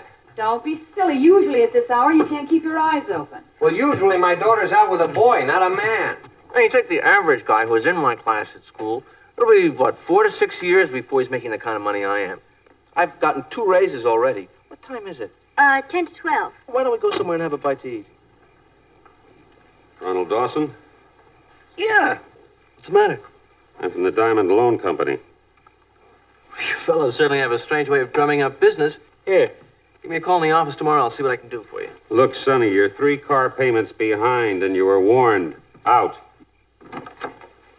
Now, wait a minute. You can't do this to me. I'm a stockbroker and a respected member of the community. No? Well, here's a writ of replevin that says we can. Patty, this whole thing is a terrible mistake. You must have mixed me up with someone else. The only mix-up is when you changed garages 3 times. But we finally caught up with you.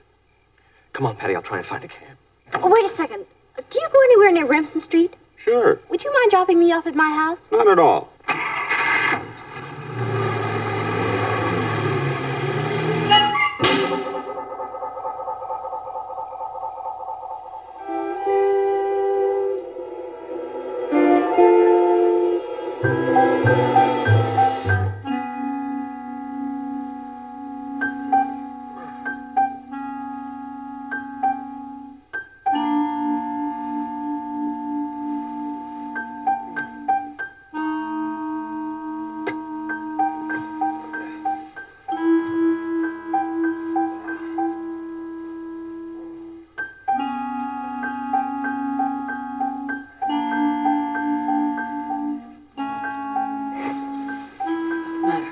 I hope you're satisfied. It's 1:30 and she's not home yet.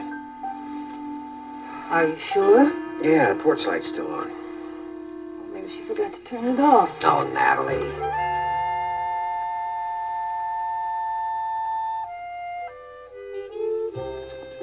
Oh, porch light.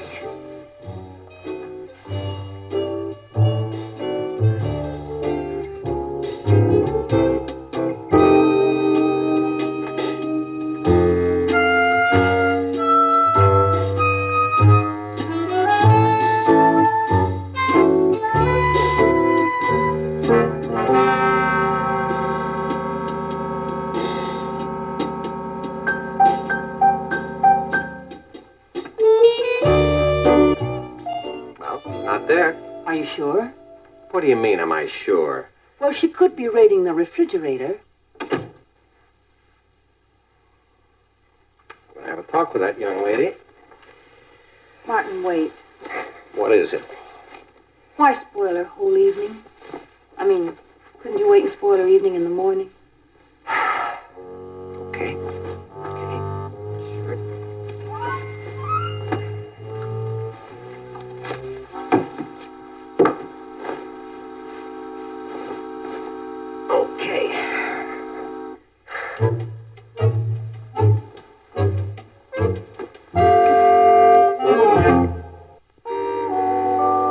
Good morning. Looks like a beautiful day, doesn't it? Take another look. What? Won't you have some cereal, dear? Yeah, okay.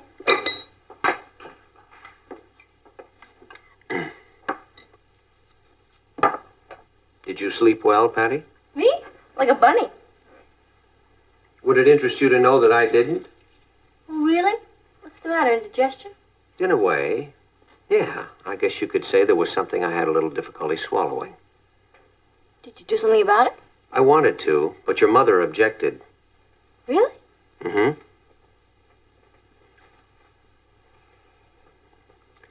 Patty, haven't you got something to say to your mother and me? To you and Mom? Oh, my. Happy anniversary, Mom. Patty. Happy anniversary, Dad. Patty. Why didn't you two remind me? Patty. of how It's not our anniversary. It isn't? No. What I'm upset about, Patty, is the time that you got home last night. Why? I was in bed by 12. You were what? Well, I've finished, if you'll excuse me. Are you finished, Ross? Just about, but I want to hear this. I think you better straighten up your room. But he's starting to yell. Can't I just... Ross! Yeah, well, I think I'd better go straighten up my room.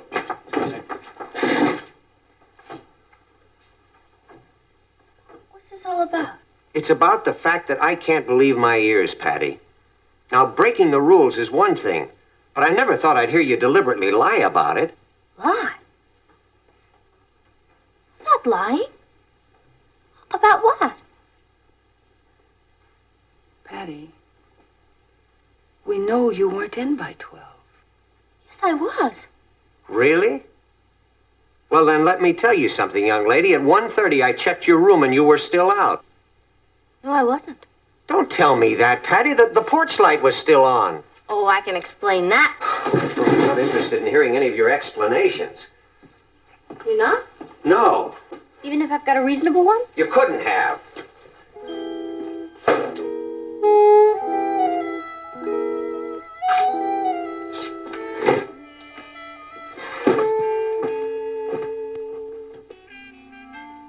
Well?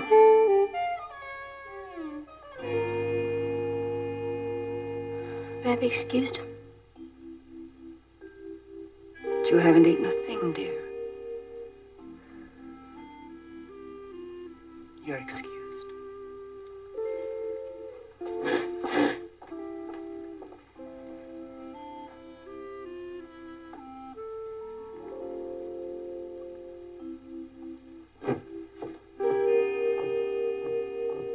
Martin, she's hurt.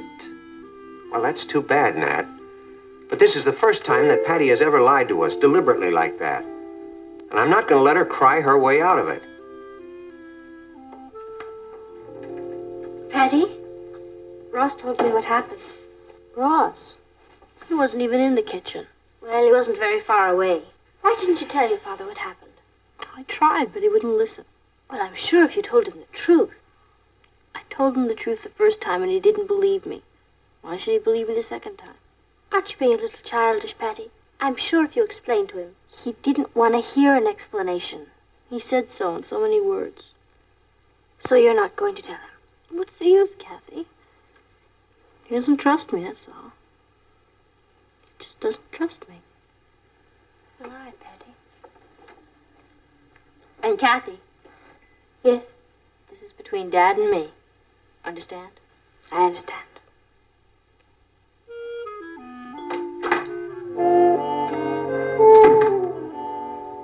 Oh, hi, Nat. Patty say anything about why she came in so late last night? She hasn't said anything about anything. No apologies? Nothing? I don't know why she's so mad. Of course, that's the way a guilty conscience usually works. Yes, Dr. Freud. Natalie, this is not a kidding matter. Now, we're going to have to punish her. You know that. We? Well, don't try to put it all on me. I mean, it's a case of deliberate disobedience. We can't ignore that. I know. Now, I think that 2 weeks without dates would be an appropriate punishment. What do you think? I guess so. Oh, don't be wishy-washy about it, Nat. We've got to put up a united front. Yes, Martin. Okay, 2 weeks without dates. Agreed? Yes, Martin. I'm sure she won't resent it when you tell it to her. Yes, Martin. When I tell her, what happened to the United Front? Well, I mean... Hi, Patty. Hi, Dad. Patty, I'd like to talk to you for a minute.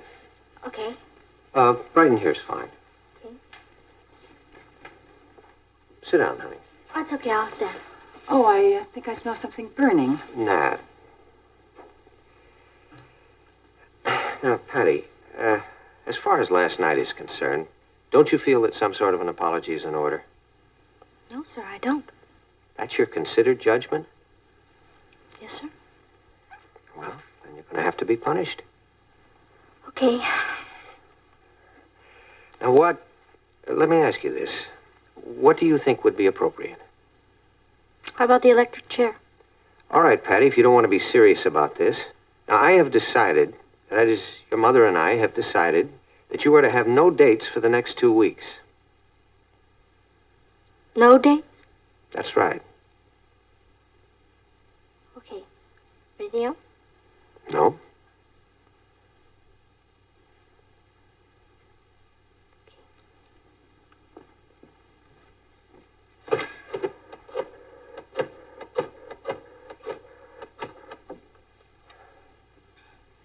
Hi, Rich. Patty. What time are you picking me up tonight? 8 o'clock. Okay. See you then. Bye. Hey, Patty, what was that about?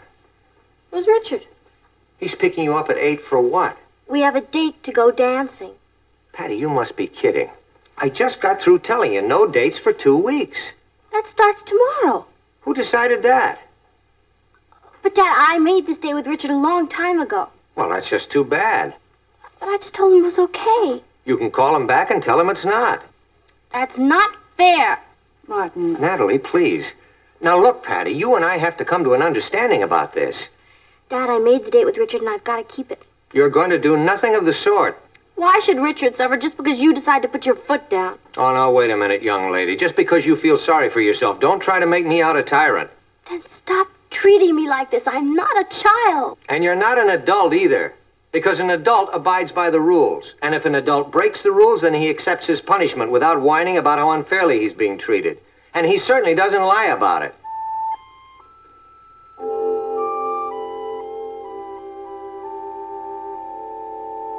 Can I go now? Yeah.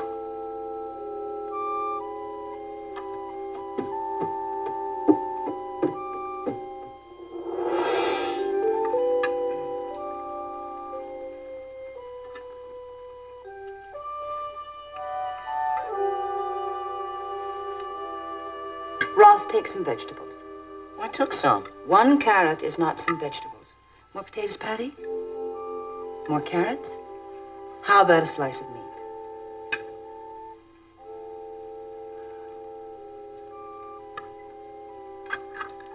Oh, did I tell you about the wonderful name we picked for the church sale? We're going to call it the Bazaar Bazaar.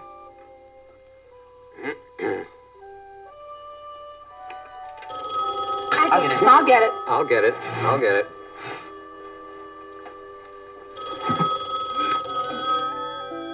Hello? No, I'm sorry. Patty's at dinner right now. Oh, hello, Richard. Well, what was the message you wanted to give her? It'd be a little late picking her up. Richard, you'll be even later than that because Patty's not going out tonight. Oh, well, I'm sorry, Richard. She'll explain it to you when she talks to you. Now, goodbye. You had no right to do that. Oh, young lady, don't talk to me about rights. Why didn't you call him and cancel that date like I told you to? Ross, finish your dinner. You know, Patty, I don't know what's gotten into you. Breaking the rules, lying, defying me. I didn't break any rules. Why do you keep saying that? Because I didn't. All right, Patty, do we or do we not have a rule that you have to be in at 12 o'clock? I was in by 12. Well, then why weren't you in your bed when I checked it at 1:30? Because I went downstairs to turn off that porch light. That's why. You went down to... Well, honey, well, why didn't you tell me that? Why didn't you explain that to me this morning? Because you said you weren't interested in hearing any of my explanations. I said that? Those were your exact words. Oh, well, that's ridiculous, Patty. Why did you tell me anyway? I mean, why didn't I defy you? Well... Why couldn't you just trust me?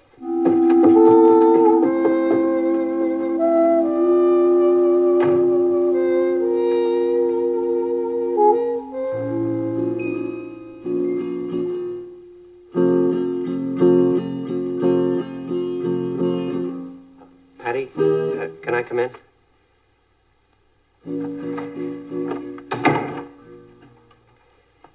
Well, go on ahead, honey. Don't let me interrupt.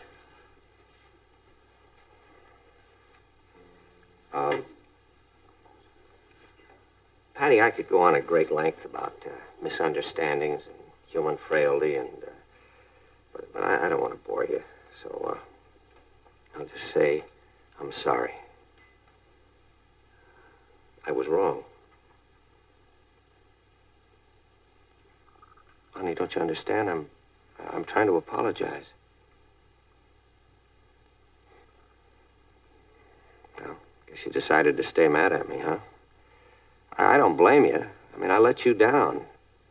And when you've come to expect a certain kind of behavior from a person, that's a pretty awful experience, isn't it? That's right. Well, then maybe you could understand why I did it. Because, you see, I'd come to expect a certain kind of behavior from you, and I didn't think I was getting it. Now, I was wrong about that, but I didn't know that. So, I guess we've both had a pretty hard time getting over our disappointment, haven't we?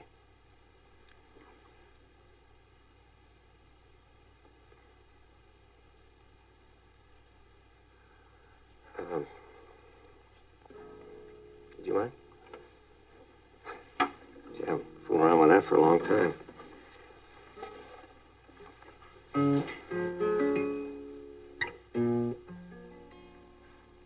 I wonder if, no, you probably don't remember it. It's just a kind of a silly old song I used to sing to you when you were still in pigtails.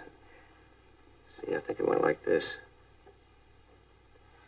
A great magician taught me a secret spell to say, and so I use these magic words to steal your heart away.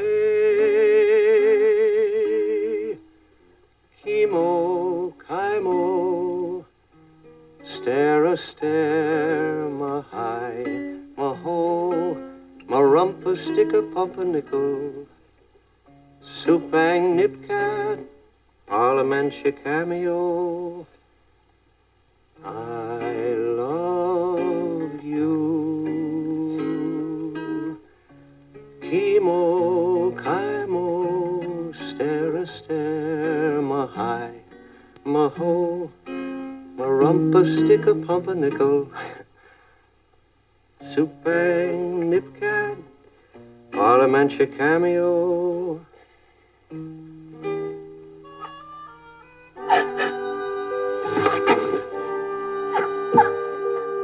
Oh, Patty, I'm so sorry.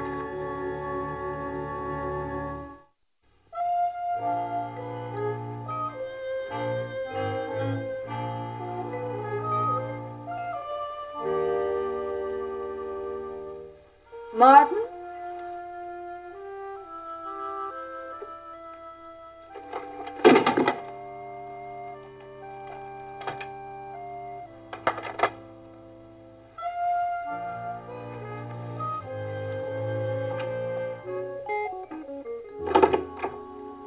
Anything wrong, Mom? Oh, no, dear. It's just that your father isn't home yet. Oh. You can't still be bowling at 2 o'clock in the morning. Well, maybe just went down to the kitchen to get something to eat. Well, I don't think so, dear. The porch light's still on. Oh. Well, this is a fine time to be coming home. You mean you think I went bowling in my pajamas? No. I think you very ingeniously left your pajamas downstairs in case you were caught sneaking in. What are you doing down there? I came down to turn off the porch light. Oh, really?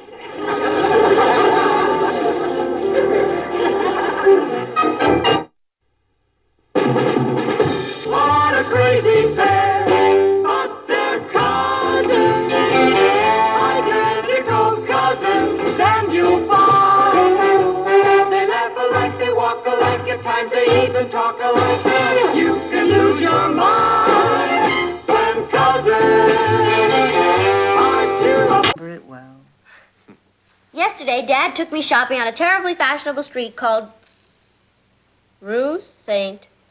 Rue Saint-Honoré. Yeah, how'd you know? I took your mother shopping there once. Left a permanent scar on my wallet. Hey, listen to this. Dad bought me the most beautiful evening dress, and it looked so terrific on, I made him get one for you, too. Now, isn't that just like Kathy? Tell Uncle Martin's dad is sending him the bill. Isn't that just like her father? Come on, Dad, don't be mad. A real Paris creation. I can't wait till it gets here. Mom, do you think they could have delivered it while you were out shopping? No, dear. Ross was here all afternoon. Look, Ross, I'm expecting a very important package from Paris.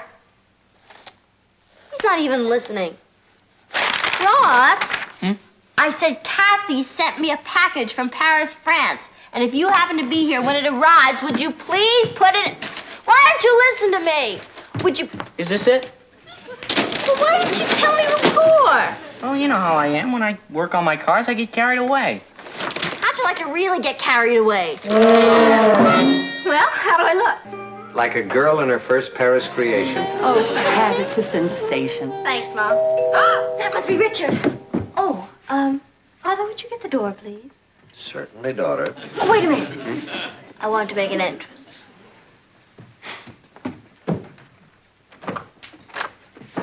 Hi, folks. Patty ready? Hi, Pat. We're late. Let's go. Richard, take a look around. Don't you notice something special? Yeah, you had the place painted. Richard!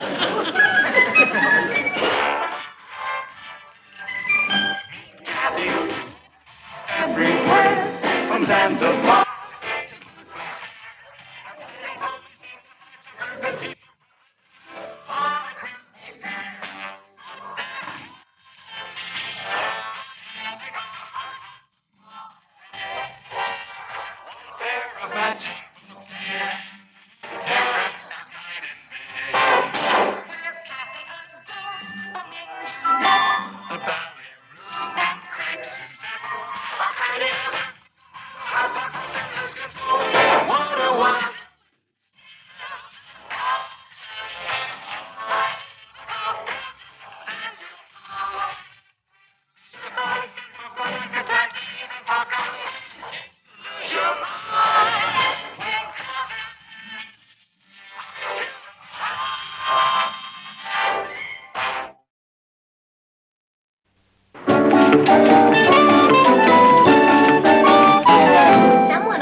Formal dinner party? That's right. I think it's time we all moved up to gracious living. Don't you agree, Monica? Yes. Besides, I'd love an excuse to get really dressed up. And not just us girls, we'll make the boys dress too. Like suits and ties? Why just suits and ties? We'll make them wear tuxedos. Oh, that would be wild. Then what's stopping us? Let's just decide here and now we're gonna have a formal sit-down dinner party. With place cards and silver. And candlelight and wine. Wine? Okay, candlelight and soda pop. Well, I'm with you. When? How about Saturday night? That's perfect. Great. Too. Good. Then we're all agreed, right? Right. What time do you want us at your house, Patty? Well, I think it's a lovely idea. How many people are you having? Just 4 couples. I want it to be a small, quiet, charming affair. What are you planning to serve? Well, I thought I'd leave that up to Andre. Who's Andre? He's the French chef you can hire by the night. Well, Mommy's very in, and he only charges $50 a night. I will do the chefing. I may be out, but I work cheap. You have tickets for the theater Saturday. For $50, I'll cook before I go. Well, can we at least have a butler to serve? No. Any other small, simple, charming, quiet ideas? Well, I did think it would be nice to have a gypsy violinist kind of stroll around and play. Oh, everybody does that. Why don't we hire Lawrence Welk? Okay, Mom, let's talk about the menu. Well, everybody loved what I served at your birthday dinner. Chicken soup and lamb chops? Richard loved it. Richard loves grass. Mom, I'm not putting on my Paris creation to eat lamb chops. All right. What do you suggest? Here, I copied this down out of your French cookbook. To start, pâté maison Breton. Fine. What is it? Chopped liver. I'll call Sam's Delicatessen. The soup. Petit marmiton à la Louis XIV. Chicken broth. Chicken broth named after a famous French king? He loved quiet, simple, charming food. What next? Main course. What about côtelette d'agneau? Hey, that's groovy. What is it? Lamb chops. At an elegant black tie dinner party? We'll dress the chops in elegant little black panties. What about dessert? Well, can't you think of something? What about cheese and fresh fruit? Ma, nobody likes cheese, and if you have fresh fruit, the boys are liable to start playing catch with it. Yes, that's always a problem at an elegant dinner party. What are we gonna have? Pat, do you remember that fruit cake your Aunt Ellen used to send us at Christmas? That'd be perfect. Do you know how to make it? No, but I'll write Uncle Jed and have him send the recipe. It's gonna be a groovy dinner. Yes. 1 dozen carnations, 1 dozen gladiolas, 2 bunches of daisies, and 12 roses. Are you ordering for a dinner party or a gangster's funeral? Yes, I'll need them late Saturday afternoon. Okay, fine. Thank you very much. Goodbye. Let's see now. Flowers, nuts, candles. Oh, I must remember to get candles. Ross, what are you doing Saturday? You're inviting me to your dinner party? No, I'm inviting you to get lost. I'll get it. I'm not going to let anybody or anything interfere with my party, including Uncle Jed. Hattie? Uncle Jed? What a wonderful surprise. Yeah. Natalie, you're looking pretty in a blue ribbon Guernsey. Oh, Jed, you always say the nicest things. Want to know something? That extra weight's right becoming to you. Uncle Jed, hi! Hold it there. Don't cop to being kissed by strangers. Who is this young lady? Don't tell me. It's Patty.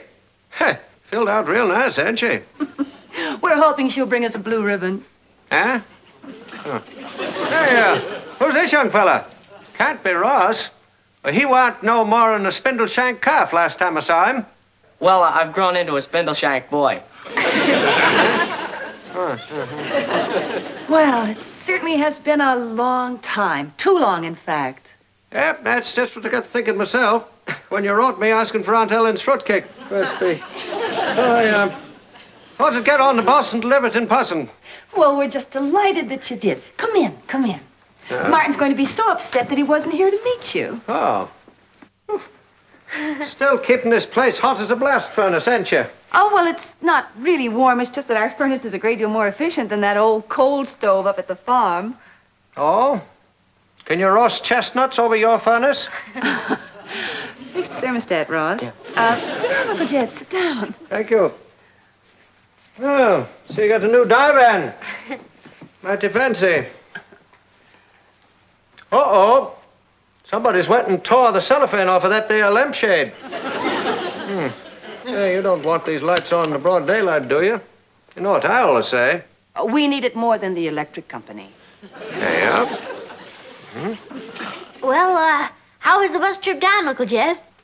Made it in just a mite under 5 hours. 5 hours? You should have taken a plane. If the good Lord meant for us to fly, we'd have been born with wings. Instead of wheels.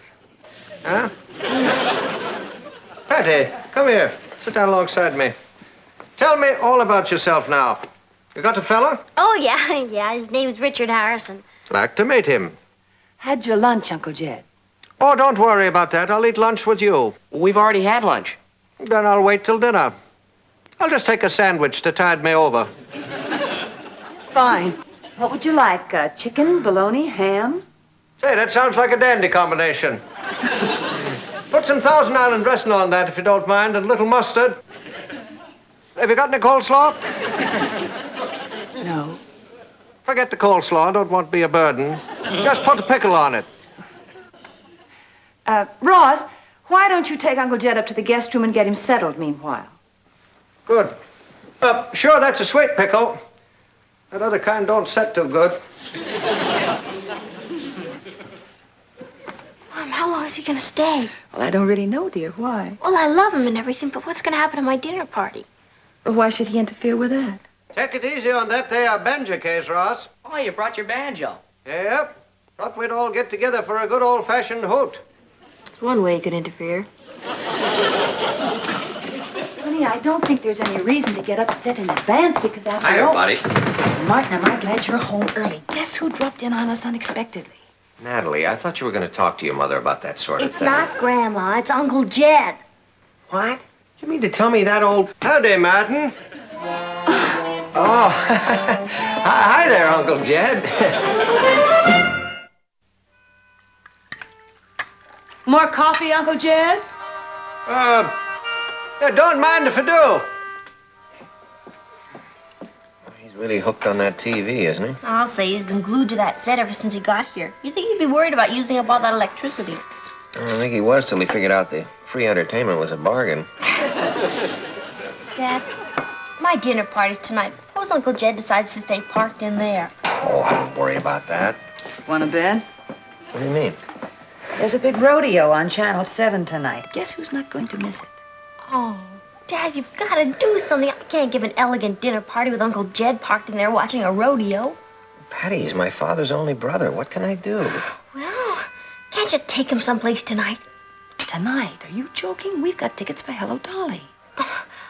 Do you mean to tell me you're going to leave your father's only brother alone on a Saturday night? Oh, Patty, we've waited 3 months for these tickets. You know how long I've been waiting to give an elegant dinner party? All my life. All right. Just a minute now. I have an idea. Uncle Jed? Shh. It's only the commercial. Yeah, that's my favorite one, Martin. You got a washing machine that jumps up and down there, hits the ceiling. Please, Uncle Jed. Believe me, there'll be another one on in a few minutes. What's on your mind, Martin? Uncle Jed, you know who you ought to look up? Cousin Clarence. Clarence with us? Well, him and me was boys together. And that's right. Yep. Used to go fishing every day after school. Sometimes during school. Well, he's retired now, and he lives not too far from here. How'd you like to get together with him sometime? Like tonight? Tonight? What about my rodeo? Well, you could both watch it on his set. Oh, Martin, that's a Jim Dandy idea. Good. I'll call him right now. Good old Cousin Clarence. Hadn't seen him since he gave up his automobile dealership back home. Martin, put down that phone. Ain't a-going. What? No, sir. Wouldn't set foot in that old buzzard's house if I was caught in a typhoon. Why not? Well, he sold me the worst lemon I ever bought. 32 Packard. 32? Well, that's ancient history, Uncle Jed. Here's a piece of advice for you, Martin. Never forget an injury. I'll get it. Might be for me, you know. Well? Everything was fine until Uncle Jed discovered a Packard in his past. Flowers. Who's sick? Oh, well, they're for Patty's dinner party tonight. Party? You're having a party tonight? Well, it's just sort of a get-together, Uncle Jed. Why didn't somebody tell me about it? Well, it was sort of a sudden decision. And you wanted me to go a-visiting tonight? How come? Well, you see, Uncle Jed, If you're worried about me being in the way, you needn't.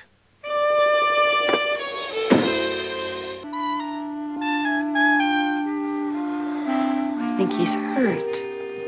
I better go and apologize. No, I will. It was my fault.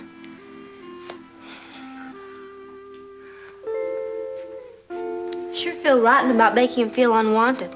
Well, just explain to him that he's gotten a wrong impression.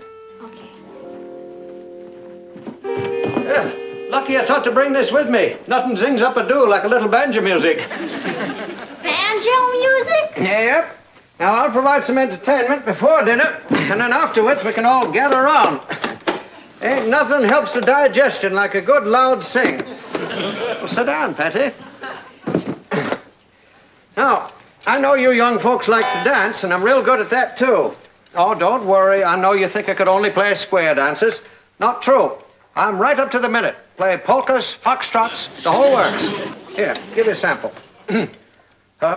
1, 2, 3, 4.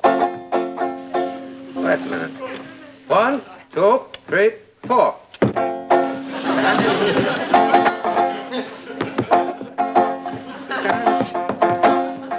hard to get them together. Well, haven't quite got the hang of that one. I'll give you one of my favorites. Here. Yeah,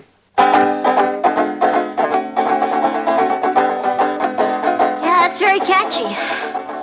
Yeah, well, and that's just the introduction. Wait till you hear the song.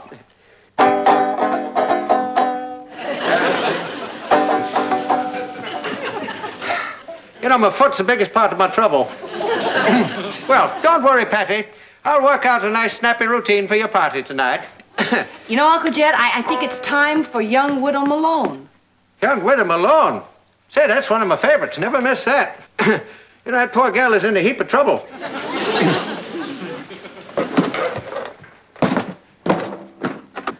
Hattie, I wish I could suggest something. I've got an idea. Yeah? Why don't you entertain my friends and I'll go see Hello, Dolly? Patty, I know how you feel. But for all you know, your friends might find him kind of quaint and interesting. I think you're exaggerating the problem. It's all relative. Mm-hmm. Yours.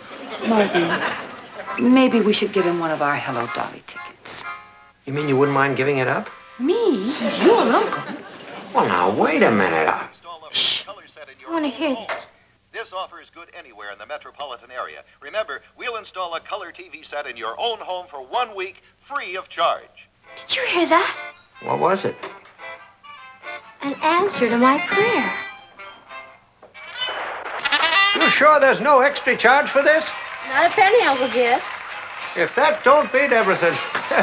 Wait till I get back home and tell them that they've seen the rodeo in real live color. Yeah, you'll practically be able to smell the horses. Yippee! Say, Patty, you sure you young people won't mind my passing up the dinner? Sure we'll mind, Uncle Jed. But we wouldn't want you to miss your rodeo in color. Patty, I'm leaving you all my money. So to make some. Pat, I'll have everything ready to serve before we leave for the theater. Okay, Mom. How's the table look? Oh, but it just looks beautiful, dear. Where are the candles? Oh, I knew I forgot something. Ross! Yeah? Look, would you run down to the store and get some pretty candles for the dinner table? Just as soon as I check out the tape machine. Ross, there isn't time. Well, you want elegant dinner music, don't you? Oh, I blew a fuse. Oh, brother, I really needed this tonight. Ross, hurry up, dear. Run down and put in a new fuse, will you? Yeah, be fast about it. I got to dress. Hold on there, Sonny. Fuse won't do us no good. What do you mean? Take a look outside, honey. Holy cow, the whole neighborhood's black. Well, you can't blame that one on me. That's electricity for you. Not dependable. Got the radio on. And at exactly 6:15 p.m., a massive power blackout struck the borough of Brooklyn. The whole borough? Yes, the whole borough. Crews are already at work trying to repair the damaged lines, but a power company spokesman estimated it'll be 4 to 8 hours before we'll have lights again. 4 to 8 hours. Oh. There goes my rodeo. Mom. I'm terribly sorry. It's all right. There'll be another rodeo. Oh, darling, now don't be upset. Here, now, Patty. What's wrong? Don't you understand? I can't have my dinner party now. How come? Uncle Jed, the whole house runs on electricity. Don't see why that should interfere with anything. How am I going to cook dinner? You got a fireplace, ain't you? Ross, get a fire started. Right. Got candles in the house, ain't you? No, we never got any. Oh. Ross, I'll get that. You run on out and get us a whole heap of candles. Right. Uncle Jed, you really think this is going to work? Why not, sis? Eating was invented long before electricity. Nobody has any candles? Everybody got there ahead of me. They're all sold out. Uncle Jed, what are we going to do now? We can't eat in the dark. No. It's only one thing to do. What's that? Make our own candles. How do you do that? Natalie, you got any paraffin in the house? Why, yes, I have. Patty, take all she's got and put it into a pot and melt it on the fire. Okay. Do we need anything else? Here. Need some milk cartons, some string, some clothespins, and some coleslaw. We still don't have any coleslaw. Oh. Well, then bring me another pickle.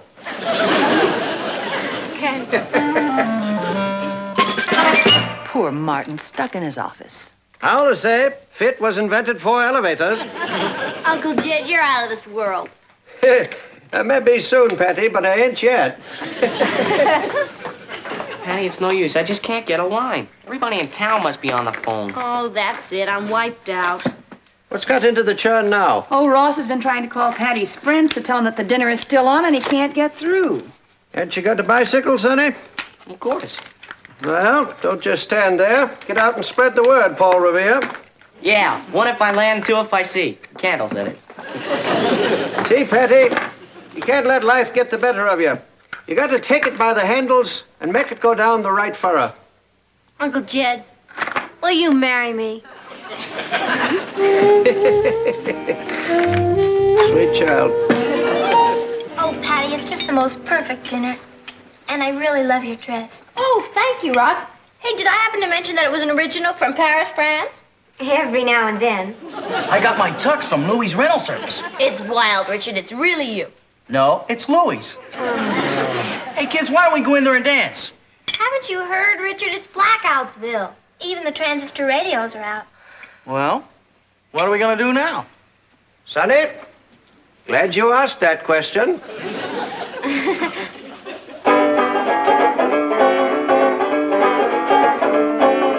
Lost my partner, what'll I do? Lost my partner, what'll I do? Lost my partner, what'll I do? Skip to Maloo, my darling, hey.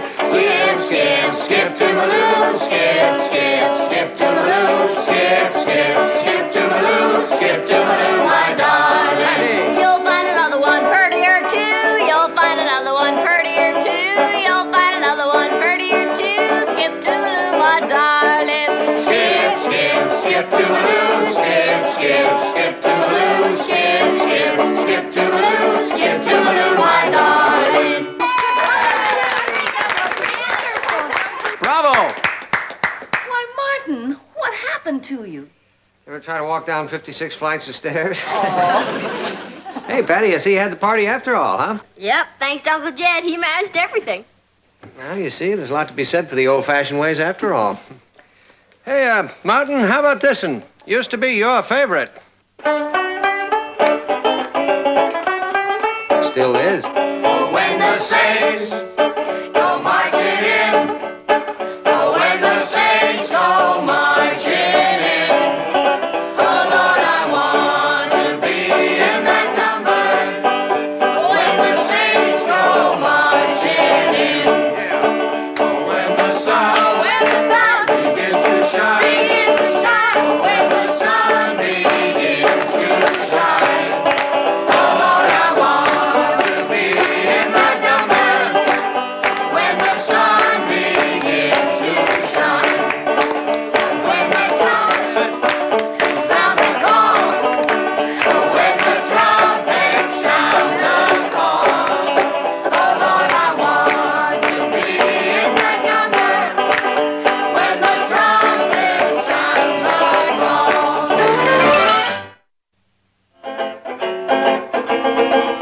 While strolling through the park one day, in the merry, merry month of May, I was taken by surprise by a girl. Hey, Mike! Great timing. Hey, now we can have some dancing music. Hey, Rich, I've got a better idea.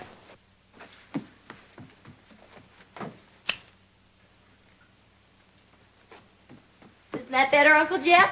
Patty, that there is boss. It's really boss. Well, you know what I always say. We can use it more than the electric company. Hey, that's pretty good, Patty. All right, everybody, together now. A 1 and 2. While Strolling through the park one day, in the merry, merry month of May, I was taken by surprise by a pair of roguish eyes. In a moment, my poor heart was stole away. I immediately raised my hat, and finally she. Here's Kathy, who's lived most everywhere, from Zanzibar to Berkeley Square. The Patty's only seen the sights a girl can see from Brooklyn Heights. What a crazy pair, but they're cousins, identical cousins, and you'll find even talk alike. You can lose your mind when cousins are two. Cow.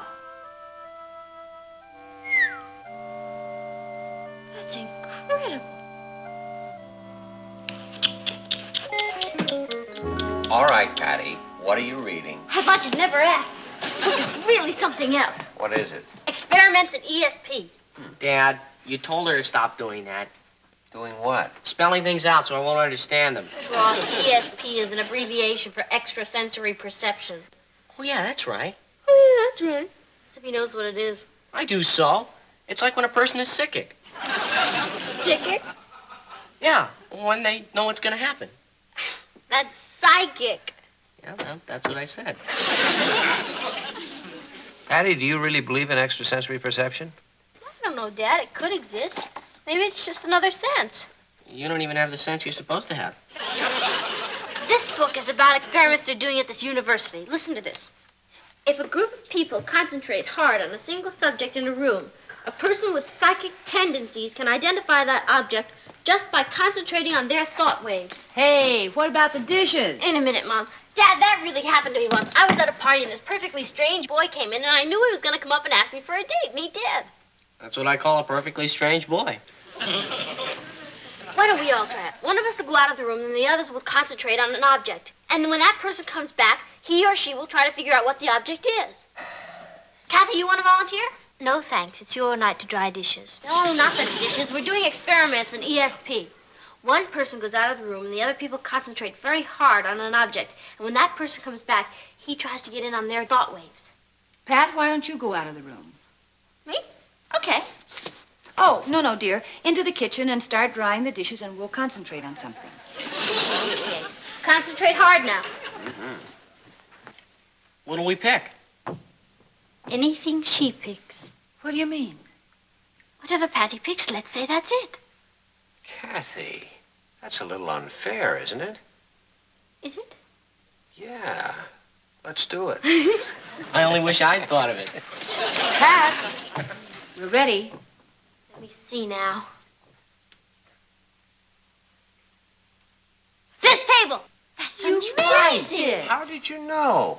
I don't know. I guess I just have ESP. Pat, let's try one more experiment. Now, see if you can guess what I'm concentrating on. Okay, Mama, we're going to do the dishes. Hey, she really is psychic.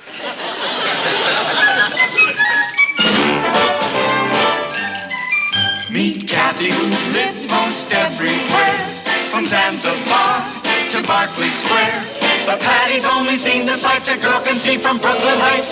What a crazy pair! But they're cousins, identical cousins all the way. One pair of matching bookends, different as night and day. Where Kathy adores a minuet, The ballet russe and crepe Suzette. Our Patty loves to rock and roll, the hot dog makes her lose control.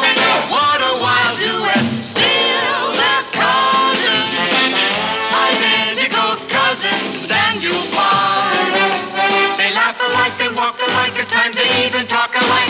You can lose your mind when cousins are two of a kind. You know, I always thought I had psychic powers, and tonight proved it. Well, that must be Pete for me. No, it's Alan Brewster for you, Kathy. I'm not expecting Alan Brewster. Open the door. You know, Dad, I think maybe I'll write to that university and render my services. I hope you're joking. Why? They need gifted people like me. Now, Patty, I think there's something I ought to tell you. Do you know who that was? That was Alan Brewster. He came by to return my book. I'm going up to write to that university. What's everybody looking so stunned about? I mean, that's just a simple coincidence. Alan probably mentioned to Patty at school that he was going to drop by here tonight and bring Kathy's book. I think I'd better go up and tell her the truth. Yeah, before she decides to rule the world. You know, I'm not sure that trick was a good idea. Oh, it was all in fun, Nat. Patty. Kath, listen to this. Dear sir, I have read of the experiments you are conducting and would like to tell you about my psychic powers. Pat. I have always felt that I had this power, but I never really had a chance to put it to the test until tonight. Pat. And I would like to volunteer my mind for the wonderful experiments you are conducting. Patricia. Well, what do you think? I think you'd better tear it up. Oh, you think I should just go there instead? We played a trick on you. A trick? Well, actually, it was my idea. I just thought it would be funny if we told you that whatever you guessed was right. Then you didn't tell anyone in that room what to think? No. Then someone in that room was thinking of the table. Do you mean to tell me you really think you're psychic? Think it, Kathy. I know it. Patty, you are no more psychic than that doorknob. Oh, yeah? Did that doorknob know that Alan Brewster was coming over here tonight? That must be Bill. No, it's Richard. Hi, Ross. Is Patty here? Any questions? If so, just ask the doorknob.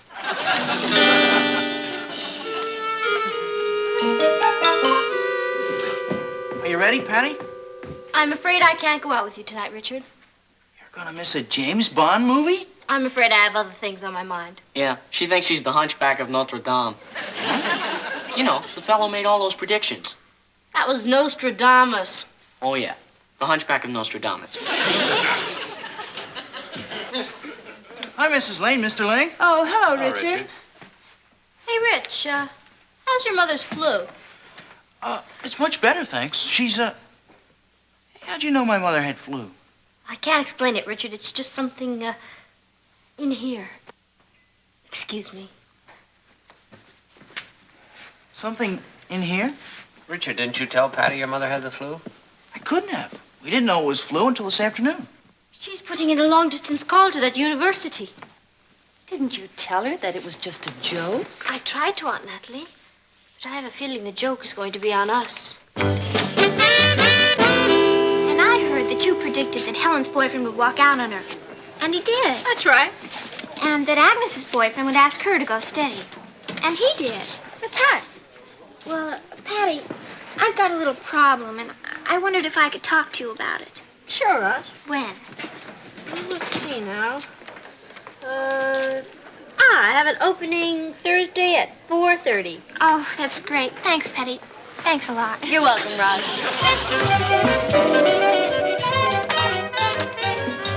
I'd like to see Patty Lane. Patty? Is she home? Yeah, but she's got a customer. Could you wait a few minutes? Yes. Boy, she's had a lot of kids come to see her, but you're the first grown-up. Oh, she's wonderful. You'll love her. You can go up now. Her room's the last one down the hall.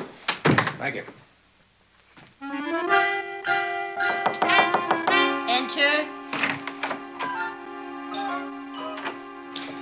May I talk to you a moment, Miss Lane? Well, you should have made an appointment. I'm very busy, but who am I to turn away a fellow human being? What is your problem? Well, my problem is that I'm Detective Lieutenant Gregory, and we received a report that you're illegally operating here as a fortune teller. Illegally? Don't you know there's a law against fortune telling in this city? Oh, but sir, I'm not a fortune teller. People come by and I advise them. How much do you charge? Nothing. I just do it to help out my friends. You've never taken any money? No, sir. Well, Miss Lane, people who go around advising other people are taking on a lot of responsibility. You see, the people who seek advice are usually troubled. And the wrong kind of advice at that time can do a lot of harm. And besides... Wait a minute. I'm getting a flash. Are you expecting a promotion? Well, yes, as a matter of fact, I am. I knew it. I could feel it. Am I going to get it? Yes. Yes, you are. No kidding. Congratulations, and thank you for dropping by. Oh, wait a minute. Can't you tell me a little more about my promotion? Hello? May I help you? Well, actually, I came to see your daughter. I'm Lieutenant Gregory of the Bunko Squad. Bunko Squad? Well, we got a report that she was doing some fortune telling. But since she isn't taking any money for it, there's no problem. You mean there's no problem for you? Matter of fact, she's pretty good at it. She told me I was going to be promoted. Could I use your phone? Yeah, help yourself, Lieutenant. Or should I say captain?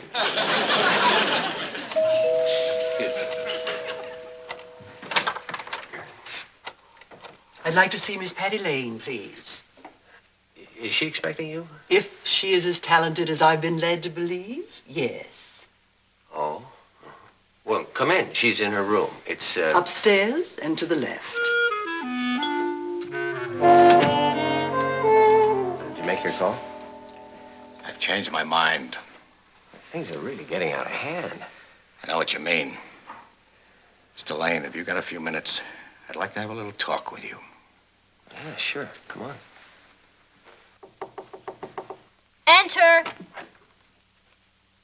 Oh, my dear. I knew you would look like this. Like what? Young and fresh and open. I am Madame Olga. I am Patty Lane. I know, and one day the world will know. It will? My dear, a talent such of yours cannot be earthbound. It belongs to the ages. Who did you say you were? Madame Olga, the famous psychic. You're one of us. I have given readings for kings, prime ministers, even movie stars. How did you happen to come here? Your vibration drew me to you. My vibration? Surely you've heard of celestial vibrations. Well, to tell you the truth, I'm kind of new at this. I know. You must come to see me. I will help. Here's my card.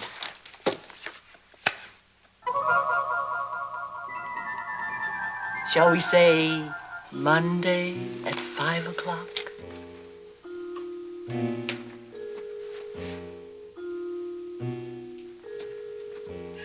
I wouldn't discuss this with anyone. There are so many unbelievers in the world. Yeah, I know. I've got a house full of them right now.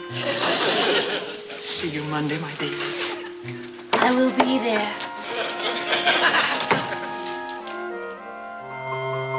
Of course you've been having trouble, my dear. You have been fighting Saturn, which is in opposition to Venus. Is that bad? Terrible. However, this phase will be ending very, very shortly. Excuse me, my dear.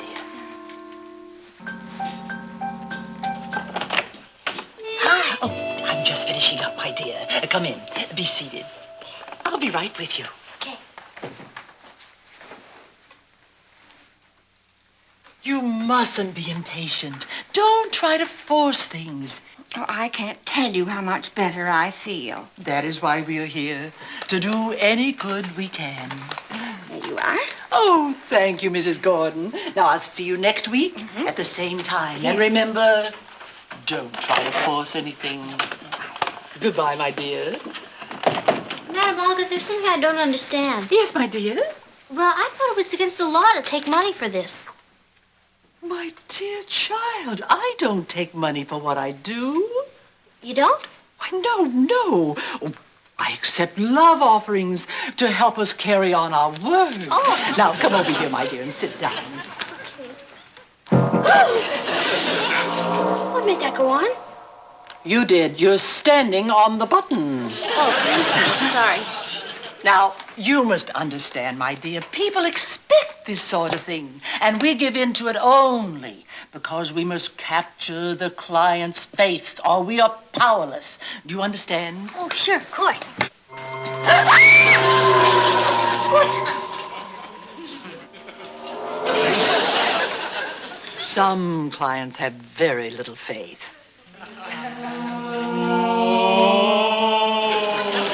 What's that? That's for the tough customers. The clients.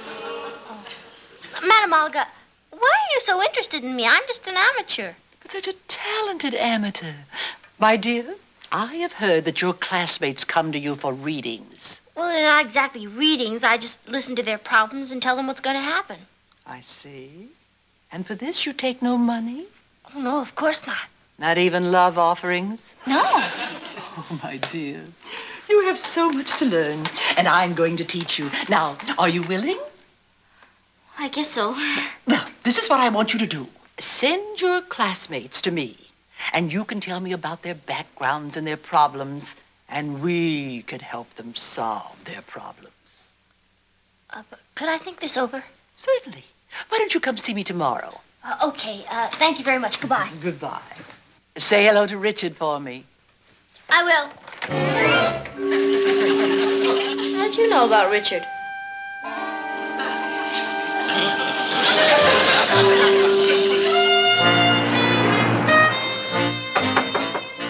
Come in.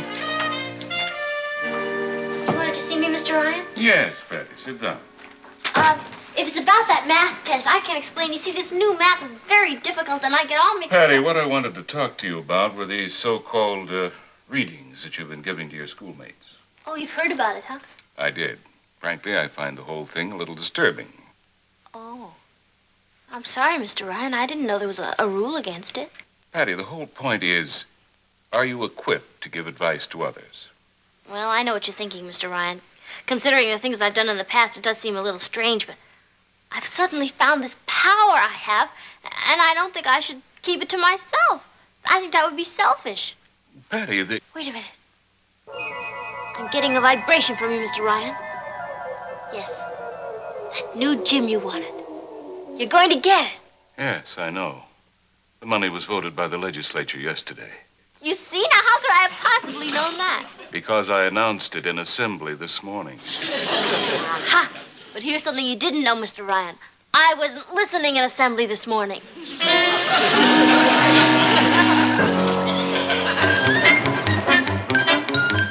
What does she charge?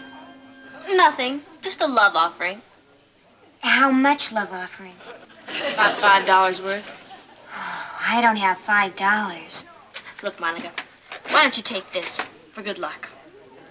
You don't have to do that. I know, but it'll be worth it to see your face after you talk to her. Well, I better get down to Madame Olga's. Will you tell her to expect me? Oh, I won't have to. She'll know.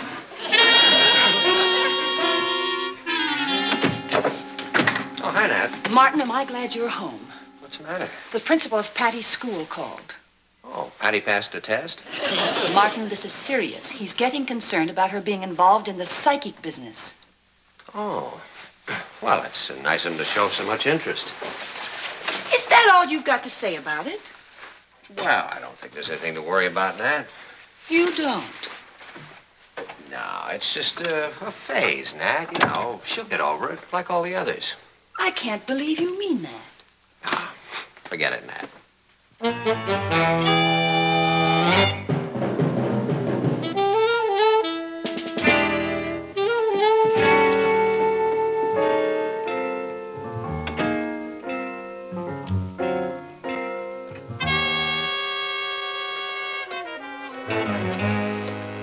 I agree with you, Aunt Natalie. I can't understand your Uncle Martin just shrugging it off. Lieutenant, I know you asked me not to say anything, but the situation is getting a little uncomfortable here. Patty's principal called here today and complained about what she's doing, and my wife's been bugging me to put a stop to the whole thing. I'm sorry about putting you through this, but I just got a call from Patty. She planted the marked $5 bill on one of her friends who's going to see Madame Olga this afternoon. Now, if you want, you can come down and join me. I'm going to move in. I'm not going to stand by and see this happen to Patty.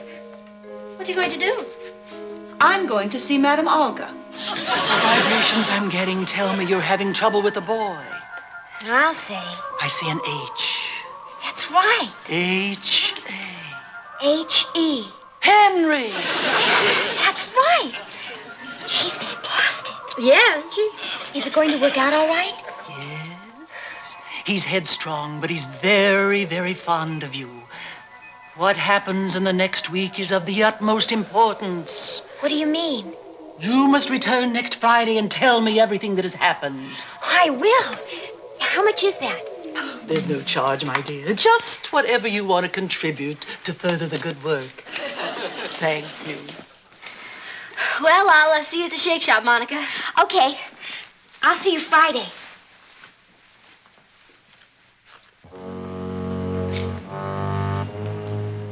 That's the house. Shade's still up. The shade? I told Patty when she passed the marked bill to pull down the shade. Why, hello, Mrs. Lane. Hello, Monica. Mom, What are you doing here? Well, I'd heard so much about Madame Olga. I wanted to come over and see for myself. Oh, she's wonderful, Mrs. Lane. Oh, bye, Patty. Thanks. Look, Mom, you can't just barge in without an appointment. You'll have to come back. Patty, this is your mother? Yeah, Madame Olga, but she doesn't have an appointment, so she'll be back tomorrow. Your mother doesn't need an appointment. I've been so anxious to meet her. Well, this is Mrs. Lane and this is Madame Olga. Please come in, Mrs. Lane. Oh, you're a very fortunate woman to have such a talented daughter. Oh, yes, that's what I keep telling myself. Would you like a reading? Yes. Please be seated. Now, let me see what vibrations I get from you. I don't get it. That must have been Patty's friend who just left. Wonder why she hasn't signaled yet. I'm glad my wife doesn't know about this. She'd really make a scene. Yes, you have great dramatic talent. You could have been an actress. Well, I had thought about it. But, of course, after the children came, I realized that will be all for today. Thank you. How much do I owe you? Oh, there's no charge. Oh. But the usual love offering is $5. Oh. I have 10. Do you have change? Yes. Thank you. No! I mean, why break a whole $10 bill? I have change right here. This belongs to you, and this belongs to you, and here's for my mother's reading.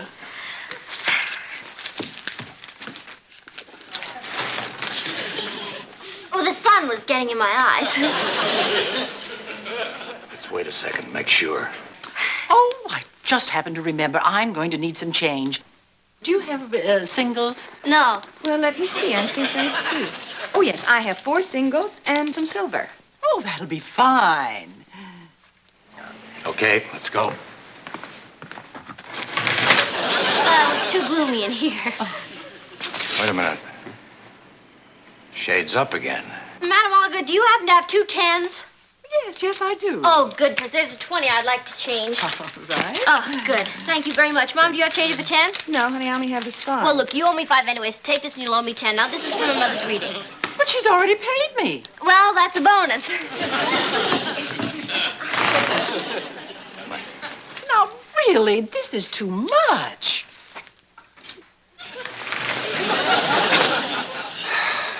I'm beginning to feel like a yo-yo. Now, this is yours, right? No, this belongs to Madame Olga. My dear, I'm afraid you're mixed up. No, don't you remember? She gave you a 10, then you gave her a 5, then I gave you a 5 for her love offering, then she still owed me 10 and you 5, so I gave you 20 and you gave me 2 10s, and I gave her 10, she gave me a 5, and then I gave you the 5, so we're all even. Right? Well, Patty, I think you're confused, dear. No, Mom, what's the difference? It's all for a good cause. Isn't that right, Madame Olga? Right.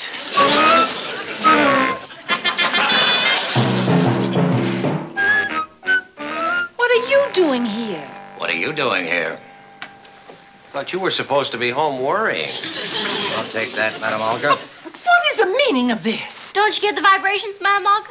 You're under arrest.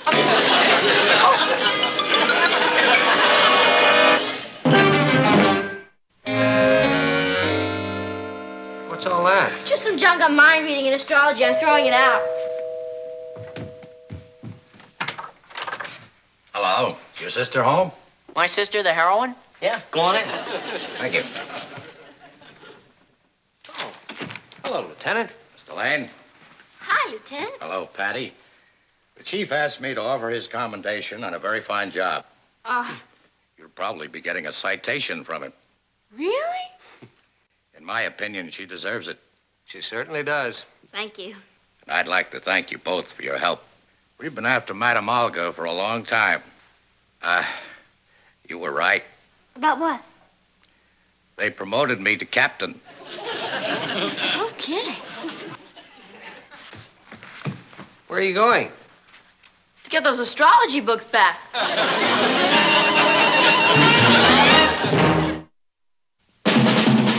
Here's Kathy, who's lived most everywhere, from Zanzibar to Berkeley Square. The Patty's only seen the sights of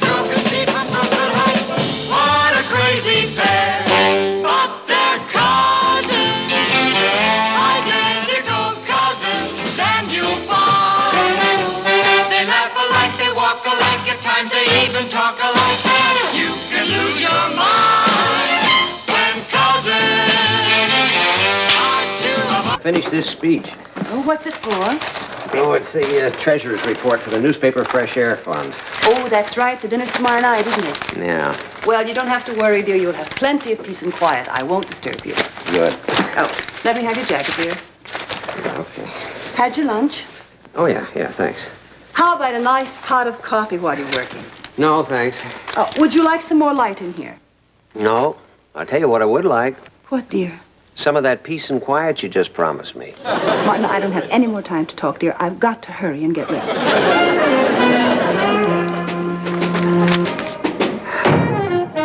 I know that door slam anywhere. Dad, what are you doing home so early? Anything wrong? Not yet. What happened to school? Oh, it's still there, but the boiler or something burst and let us out early. Isn't that the end? No, but it's close. Where's Kathy and Ross? Well, they went to the movies. And you didn't? No, I decided to come straight home and take care of loose ends. You know all those things you and Mom have been bugging me about not doing? I decided today's the day. Oh, that's swell. I knew you'd be pleased.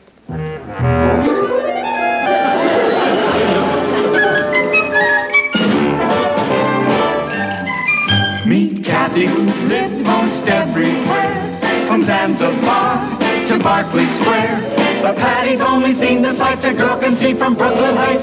What a crazy pair! But they're cousins, identical cousins all the way. One pair of matching bookends, different as night and day. Where Kathy adores a minuet.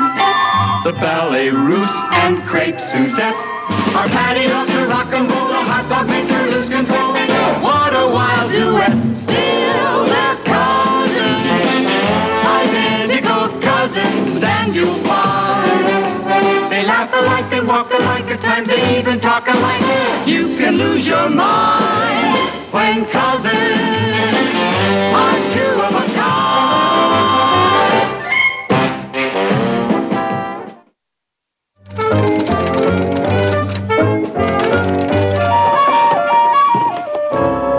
Now, there's a match for you. What on earth are you doing? I'm cleaning up my room.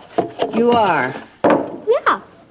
Look, you've been after me for weeks to do it, so I decided today's a perfect day. Well, honey, maybe you'd better put it off until another time. You mean after criticizing me about putting things off, you're asking me to put it off? Well, I just don't want you to disturb your father. Believe me, the last thing in the world I'm going to do is disturb him.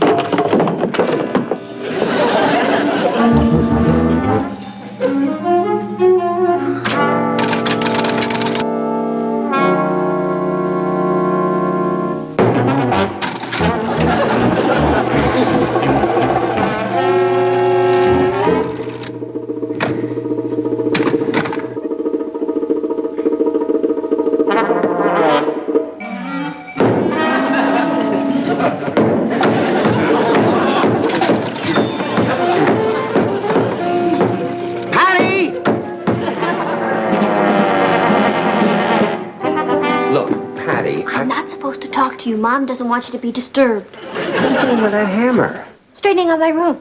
With a hammer? Sounds like you're knocking the place apart. Just putting in a few nails so I can hang some things up. Natalie. Oh, I'm sorry, dear, but we can't very well discourage her, can we? Oh, no, I guess not. It's just that I'm having such a hard time with that speech. And my secretary forgot to put my notes in a briefcase. Oh, well, then will you be going back to the office? No, she's sending them out by messenger. Listen, Nat, while you're here, I want to try something out on you. I'm trying to lighten up the speech with a little humor. Oh. So this is the way I'm going to do it. I'll just say blah, blah, blah. Which reminds me of an amusing story about the man who asks, what is the capital of the United States? Uh-huh. And this other man says, half of what it was last year. Uh-huh. Forget it. And of course, these additional expenses cut sharply into the overall total, which reminds me of a very funny story, which I haven't thought of yet. Anyway, laugh, laugh, laugh. However, thank you. However, Voting magazines. I'm putting them back right now. Well, why don't you just put them back down below there? Oh, no. I'm putting them back on the top shelf where I got them from. I don't want to be accused of doing it wrong. Okay.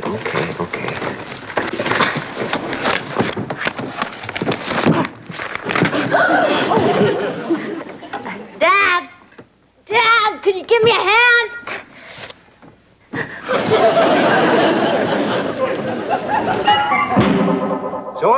we can all be very proud of the job we've done for the underprivileged children. Which reminds me of another funny story. See, now look, Patty. I was supposed to empty the pencil sharpener once a week, and I haven't done it for a month. Well, don't bother with it now. Oh, no, if I don't bother with it now, you'll accuse me of doing... No, I won't. Marge, the messenger just brought this from your office. Thank you. What did you do to yourself? Nothing, Nat, nothing. I was just emptying my pencil sharpener. You know, darling, I really think you should take some time off. Patty. Yeah? Do you mind if I told you something, honey? No? If you would do things when you were supposed to instead of saving them up, it would be a lot more efficient.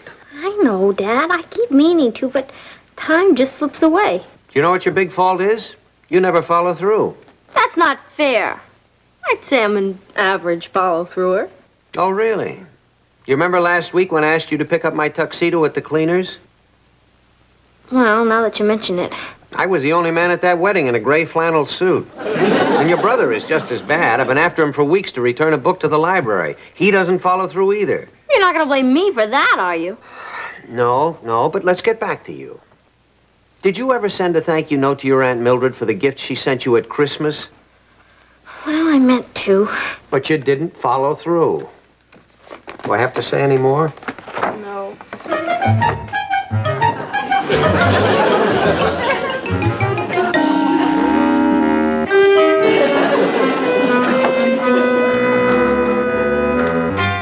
Oh, brother. Natalie! Nat? Yes, dear. Nat, I'm sorry to bother you, but could you take this down and deposit it in the bank for me? My secretary sent it over by mistake, and it's all the money that the readers have sent in for the Fresh Air Fund. Oh, I can't, Martin. I'm not going anywhere near there, and I'm late picking up Ellen now. Why don't you ask Patty to do it? You think I dare? Martin, haven't you said to develop character in children, you must delegate responsibility to them? I wasn't talking about my children. All right.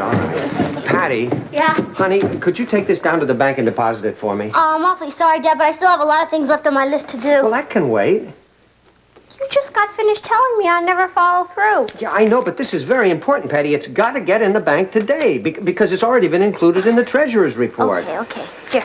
Okay. Oh, here. Would you put those in the garbage, please? Thank you. And hurry, because that bank closes at 3 o'clock. Okay. I tell you, I'm right. I kept records. And there's somebody who can prove it. I'll be right back. Hey, Patty! Patty, you're just the person I want to talk to. I can't stop now, Richard. I have to get to the bank for my father. But this is vitally important. I can't stop, Richard. I have to get there by 3. So? The bank's only a block away, and you still have 10 minutes. Hi, Pat. Hi. Will you please tell me what this is about? Patty, you remember last summer when I borrowed my cousin Larry's scooter and we drove over the George Washington Bridge in the New Jersey? Yeah. And I stopped at a gas station and bought 2 gallons of gas. I figured up the mileage, and we got 92 miles on the gallon. Remember, Patty? Well, what about it? Oh, there's a guy over there I've got a bet with. He claims 40 miles is tops for that model. And this is what you call vitally important? Sure. It's a quarter bet. Oh, I'll see you later, Rich. I just got time to make the bank now.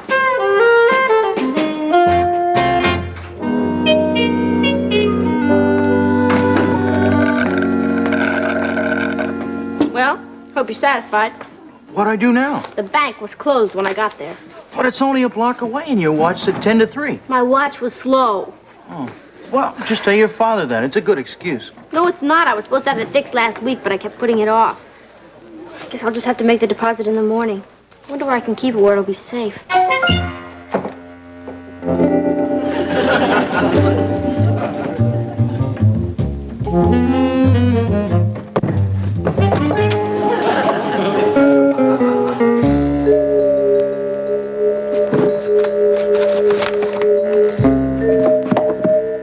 The dictionary. There's no place to hide anything.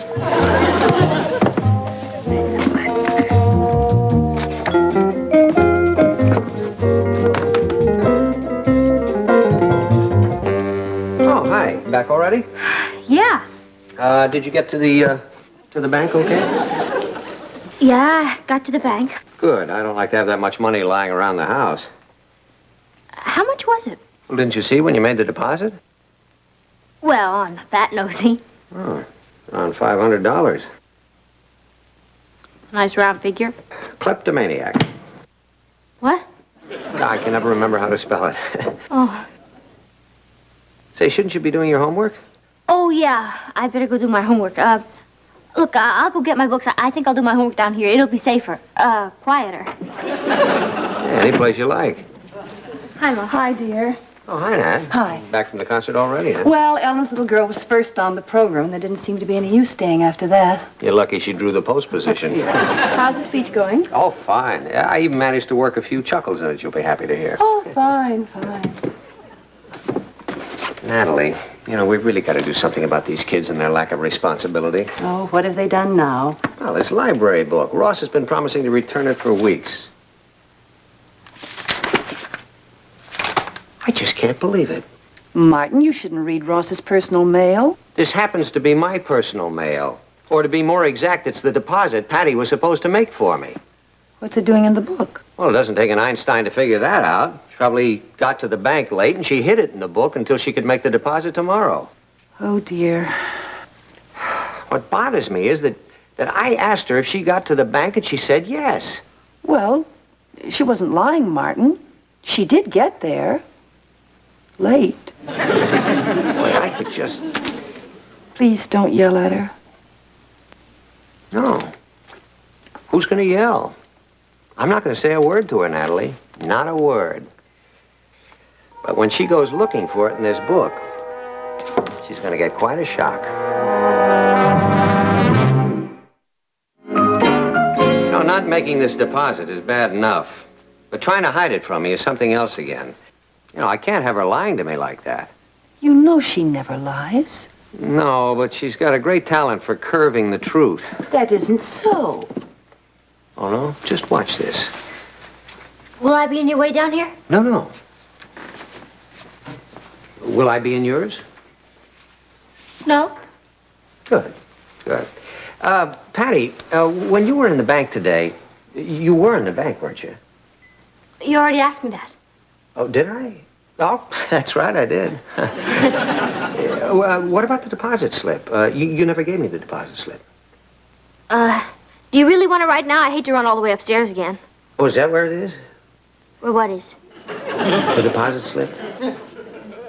Dad, I'll never get my homework done if you keep asking me all these questions. Martin, come on, let me hear the rest of your speech. I'd like to see what else you think is funny.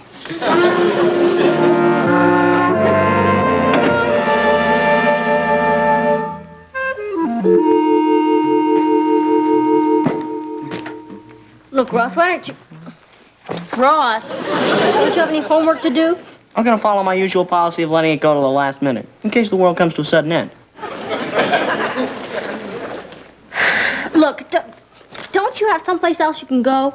Sure, if I had 42 cents. Here's $1. Now you can stay twice as long. Gee, thanks. What'd you do, rob a bank? What do you mean by that? What do I mean by what? Telephone for you, Patty.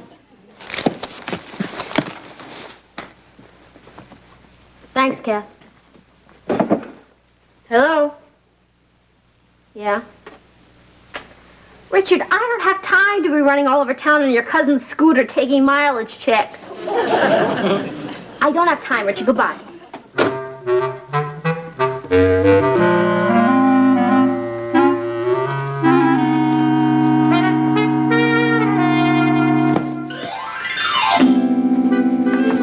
Where'd he go?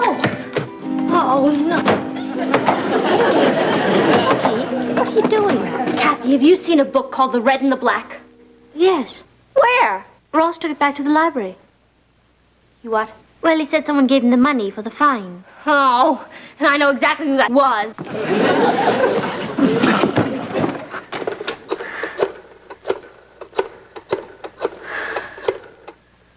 Rich? Oh, I'm glad I caught you. Look, can you come right over and pick me up?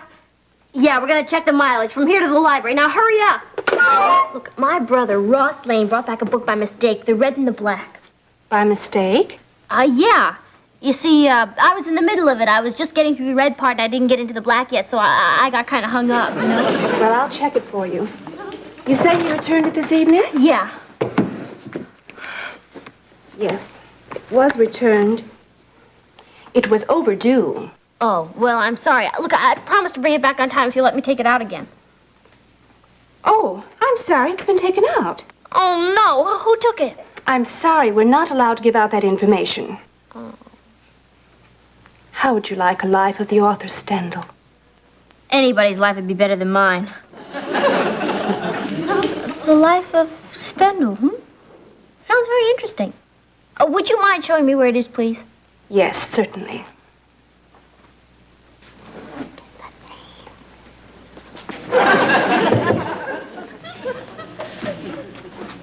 Critical study of Stendhal. Sounds interesting. This one contains his letters to Madame... Oh, dear. No, not this one. You know what? I just remembered I can't do any more reading tonight because I'm behind on my television watching. Thanks very much anyway. Did you get the name? A party named Higglemeyer. Oh, good. What's the address? I didn't get it.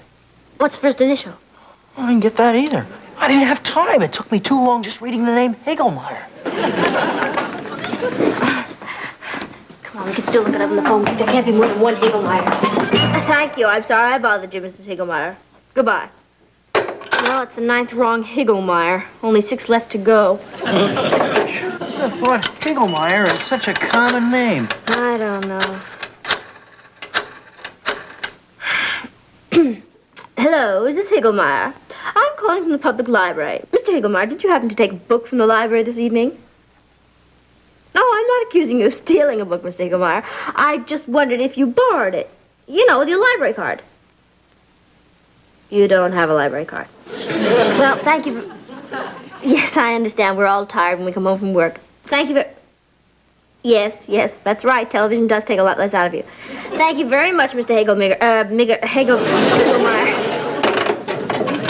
If The Red and the Black is such an advanced book, why did Ross take it out? I don't know. He probably thought it was something about roulette.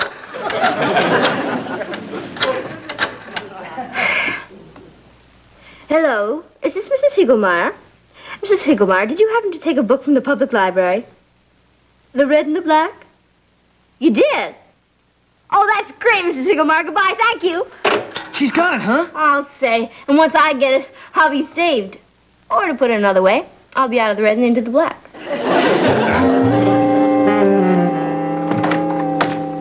Mrs. Higglemeyer? Yes, come in. You're late, you know.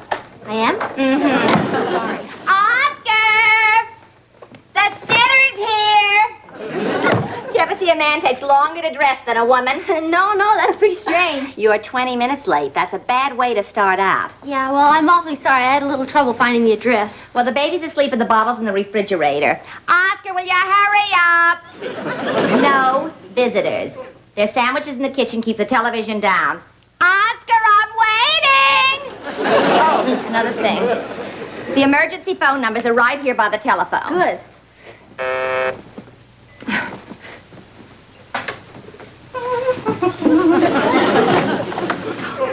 Yes, what is it? My father had a flat tire. That's why I'm late. But who are you? The sitter. Oh, you can't be. You're already here. What? I mean, wait a minute. Are you sure you've got the right apartment? Is this 1B? No, it's 4B. Oh, I'm terribly sorry. Well, at least I got the right letter. No visitors. The bottle's in the refrigerator. The sandwiches are in the kitchen. Keep the television down, and Oscar will be ready any minute. Goodbye. You didn't get it, huh? Oh, no? Richard, it's not in here. Oh, look again. It's not in here. I must have dropped it inside. I'm going back. Go away. Well, I think I dropped my gloves inside. you weren't wearing any. You sure? Positive. And aren't you going to be late for your babysitting? Mrs. Higglemeyer, I may as well tell you the truth. I'm not a babysitter. Well, then what are you doing here? I'm looking for $500. Oscar! Well? Well, I'm gonna have to tell my father the truth.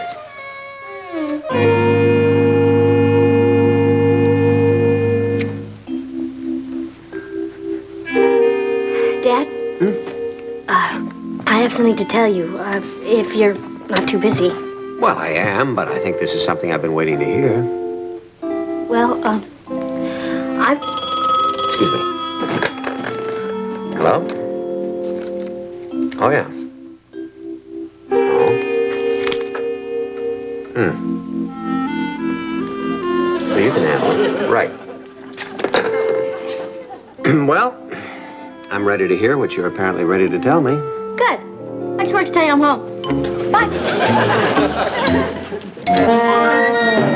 I still don't think you should have taken it out of the briefcase. Why not? It's my responsibility. I'm just following through like I was told. But how is poor Uncle Martin going to feel when he finds it gone? The same way poor Aunt Patty felt. The only problem is I won't sleep a wink all night worrying about all this money. Well, why not deposit it now? Kathy, the banks aren't open at night. I know that, but you could put it in the night depository. The what? Right outside the bank, there's a slot that you can drop it in. A lot of people make night deposits that way. Oh, boy, now you tell me. Where were you at 3:01 today?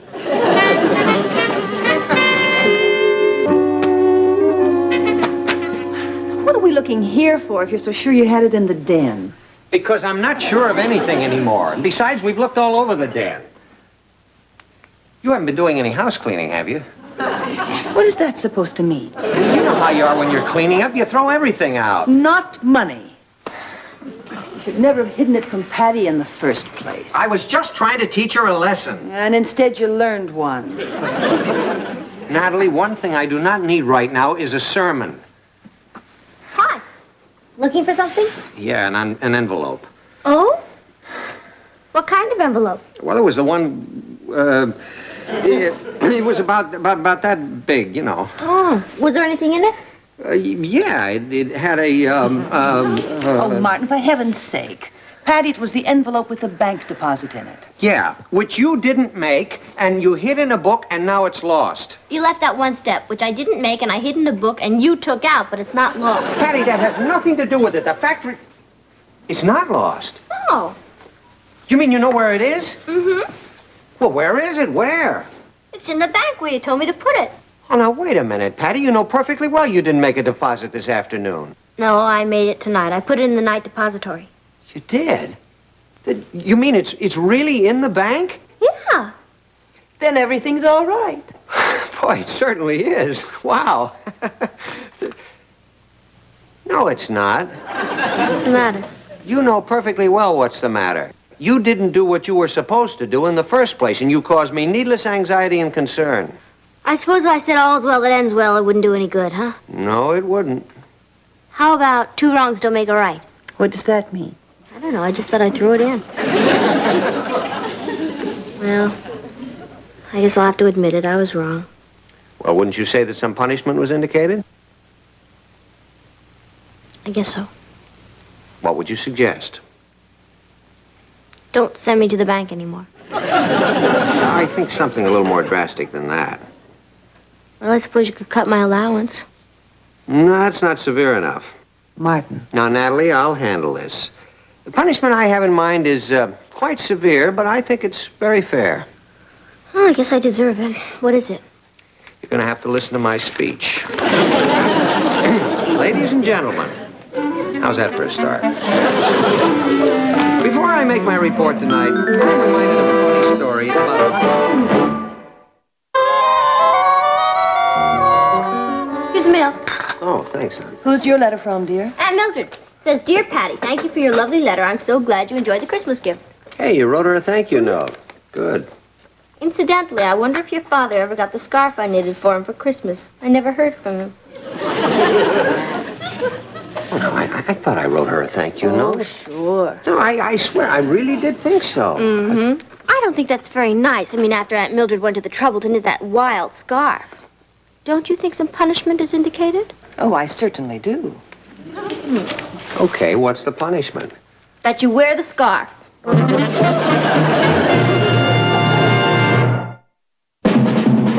Here's Kathy, who's lived most everywhere, from Zanzibar to Berkeley Square. The Patty's only seen the sights a girl can see from Brooklyn Heights. What a crazy pair, but they're cousins, identical cousins, and you'll find they laugh alike, they walk alike, and talk a lot. You